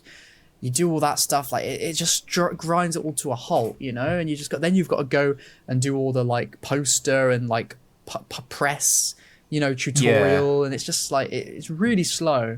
And the last two playthroughs of AC3, I've always fallen off as soon as I get to Connor. I just can't do it, but I love the Haytham parts. That's a good point. I think obviously they are different tutorials. Like there's still stuff that you need to know. Yeah, I know. It's just the way it's done, like the presentation of it, like that late into the game. It is quite bold of them to do a reset about 3 hours in. Yeah. I think once you get to sequence 6, like obviously you've got to get through sequence 4 and 5, but once you get to sequence 6 and he's actually got the robes on, I feel like that's when it's like, okay, now the game properly gets going again. But it does take a hit. It takes a lot of time to get there. But I don't know. I don't know if I would say the Hatham stuff is better. Fair enough. It's probably there's a debate there, I think. But I just thought that was an interesting take. I've never heard that before. Never heard anyone. Everybody hates the Hatham stuff. Never heard anyone say that it's like the best part. It's crazy. I find he's definitely crazy like the more charismatic character. Like he's a lot more engaging to watch. It's not even just his character though. It's just like everything around it. Like I just feel like it's all like story with Braddock and that. Yeah, it's just woven nicely. You know, it just as I said, it just goes from one story beat to the next, and it makes sense. You know, you get to know these characters. You know, you're building towards something. It feels. And you're doing all the Assassin's Creed stuff, you know. You're talking about the philosophy of the creed, you know, from Hathan's point of view. Which obviously without knowing, he's looking for the vault. It's a bit mysterious. You're doing eavesdropping missions. It's all just feels like this is some good Assassin's Creed stuff. And then for me, it gets to Connor, and it's more just like right now you're in this massive open world. It does feel that way to me. Like now it's all way bigger, and I have to run across the frontier, and I've got to run through Boston to get to the next mission, and it all just feels bigger and more long-winded. And then obviously also I do feel like it does focus less on the Assassin's Creed aspects that I think the Hatham segment does so well. This is all I suppose good it comes stuff back when the two of them. Yeah, I mean, this is all good stuff that we will eventually talk about on our AC3 episode, I'm sure. Yes, we'll need to save this for a proper... I think AC3 will be an interesting one. That's a game where I think I'm slowly getting myself ready to do a big video. I think but I want to do a video talking about like frontiersman missions, a video talking about the Captain Kidd stuff, and just like the homestead, like all the different side quests in that game, then talk about the narrative, then put it all together as like one 4-hour long video. Like, but I want to deal with it in chunks. Yeah, I get you. Because there's a lot to that game. There's a lot going on. But yeah, interesting. Yeah, I mean, I think your takes on every other game was all right, really. I was just, I just remember those first ones. I was like, oh, interesting choices. Fair enough. Shall we wrap it up there? Or is there anything else you want to say? Well, there's only that cancellation of the Civil War game. Obviously, I think I didn't want to do a video because I think it's just really straightforward. It's just a terrible loss, I think, you know. That could have been a really good idea. See, I mean, I saw that you commented on the Hidden Ones video saying it wouldn't have been good anyway. No, it wouldn't have. I thought that was funny. It wouldn't have. The story, it wouldn't have done it justice. Like, again, the Ubisoft writers of today, it would not have done it justice. It would have been a challenge, because then they would have had to have, you know, written it well, I think. They would have had to. Yeah. If you're setting it in that kind of restricted sort of time. Yeah. I mean, like, obviously, that on one hand, it's like, you shouldn't be afraid to tell these types of stories because they're very real stories, and you know you shouldn't hide away from them. You should face bad things in history, and you can tell a story with weight, you know, around that. So you know, around certain things that are negative in history. Yeah. I just don't think Ubisoft are the ones to do that. So you know, I think they're probably right for not telling a story in that time because I just don't think they would have done it justice. I mean, they didn't do Yasuke justice, so... No, I do think it's weird that, like, we just had Yasuke, who was a freed slave. I'm like, is this the only character that they know how to write? I know. And really? For black characters? Just they have to be a slave? Oh, God. I mean, like, obviously, historically, that there's probably not much they could do about that, you know. But it's just well, it's like I've said this, so I won't say it in too much detail now. But yeah, like they could have done so much with that aspect of Yasuke, or if they don't want to touch upon the more negative aspects of Yasuke's character, they could still have explored who he is as a person. They didn't do any of that. Like, what does Yasuke feel about things? I don't know. Some like right. You're meant to get a sense that he's this like righteous character, you know, likes to do the right thing. It's like, he's all a right, hypocrite. All right, he's then a massive hypocrite. why does he still support Nobunaga? You know, after his death, even during. Let's find out why. I do appreciate the Claws of Awaji called him out on that. Yeah, but then that's all they did. All they did was call him out on it. And they didn't even explore it. He did, yeah, exactly. He didn't respond. He didn't have a response. He gives a look of like, huh, you might be right, and that's it. Obviously, yeah. So I don't know. God, I do just. What are they doing over at Ubisoft, man? Like, like, no, but like, what are they doing? Like, who are these people? How do they work their way up in the industry when they're not good writers? Like, how do they get to that point? They must have written something good to get there, I presume it's just translating it over to a video game. They must have worked on something else, and it's just, when it comes to writing a video game, they just can't But me and you stretch could do it. out their story long enough. I don't know. If me and you we could do it, we were could easily tasked do it. to work together on something like this, we I'm not saying we'd be the best ever, but we'd be a lot better than you know. Oh, Mirage, you didn't catch Shadows. my stream, did you? I watched a bit of it, but I watched it after. Later in that stream, I'm gonna clip it up and make a video out of it, because I pitched what I would have done for the opening of Mirage. I did like a full, because I've had this idea in my head for ages on how I would open Mirage, so I just blurted it out on the stream. Oh, and I'm I gonna think just I make a heard little you clip say out that. of I think I heard. Yeah. I'm gonna do a video on that, but we could write something better. I genuinely believe that. Yeah, definitely. All it takes is understanding the source material and wanting to further that in a new, unique way. That's all it takes, you know. And I just feel like, you know, Shadows writers, for example, they don't. It might not be what they want to do. It might just be what they're tasked to do. You know, it might just be whoever's in charge of. Then again, the writers are the ones that make the story. So maybe it really is the writers that are like, nah, we're not going to do Assassin's Creed. We're going to do, you know, Samurai. I was going to say, they have to choose the time period, and then they have I think what happens is they pick the time period, and then that's what they become fixated on.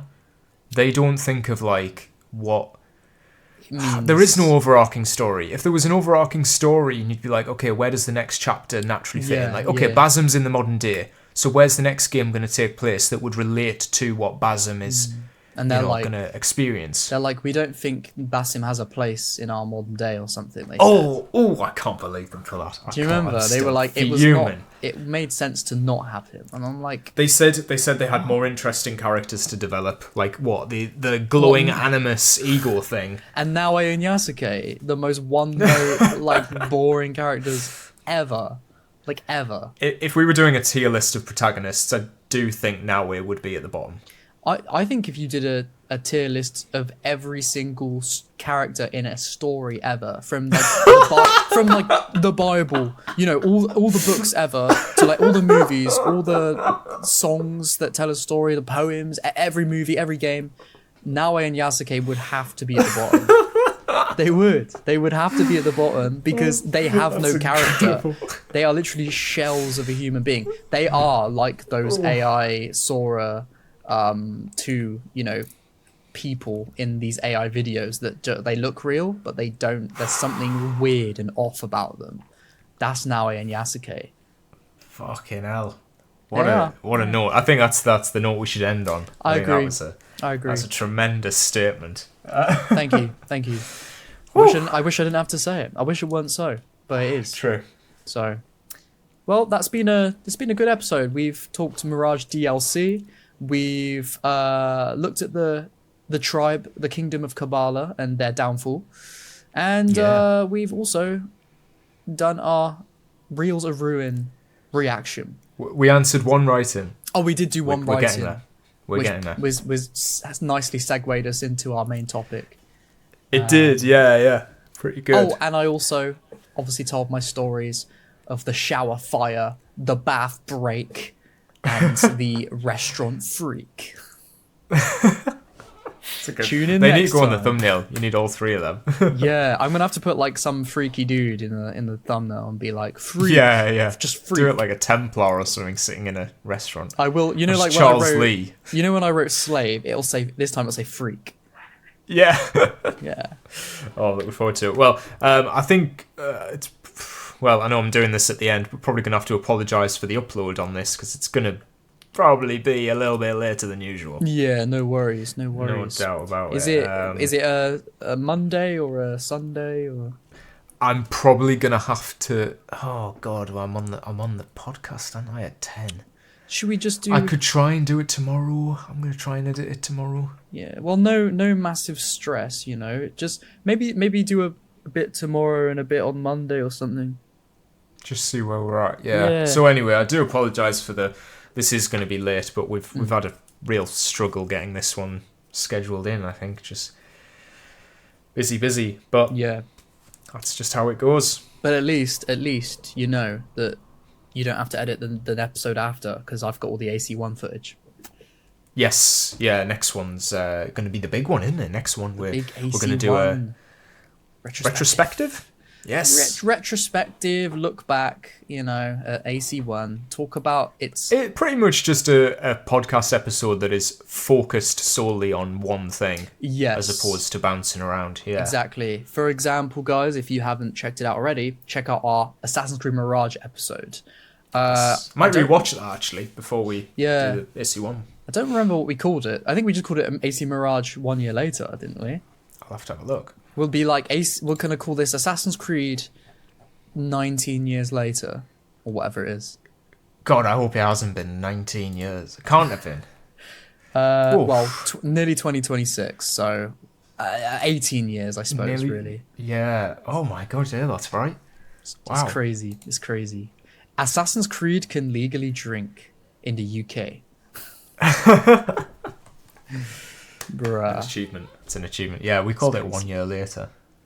We should. I don't know. What do you want to call this one? Like 18 years later. Yeah, we'll figure it out. Oh, the one that started it all. Oh, the one that came before. Oh, well. well. I guess we'll end it there. Yeah, we'll call it there. You heard it here first, folks. Yeah. So, do give us a like, subscribe to the Podyssey, follow us over on Spotify, subscribe to our respective YouTube channels, and we will see you. We'll see you in the next episode. This, I guess I'll do it. This has been a Podyssey. I will not soon forget. See you later. Haha. Peace, y'all.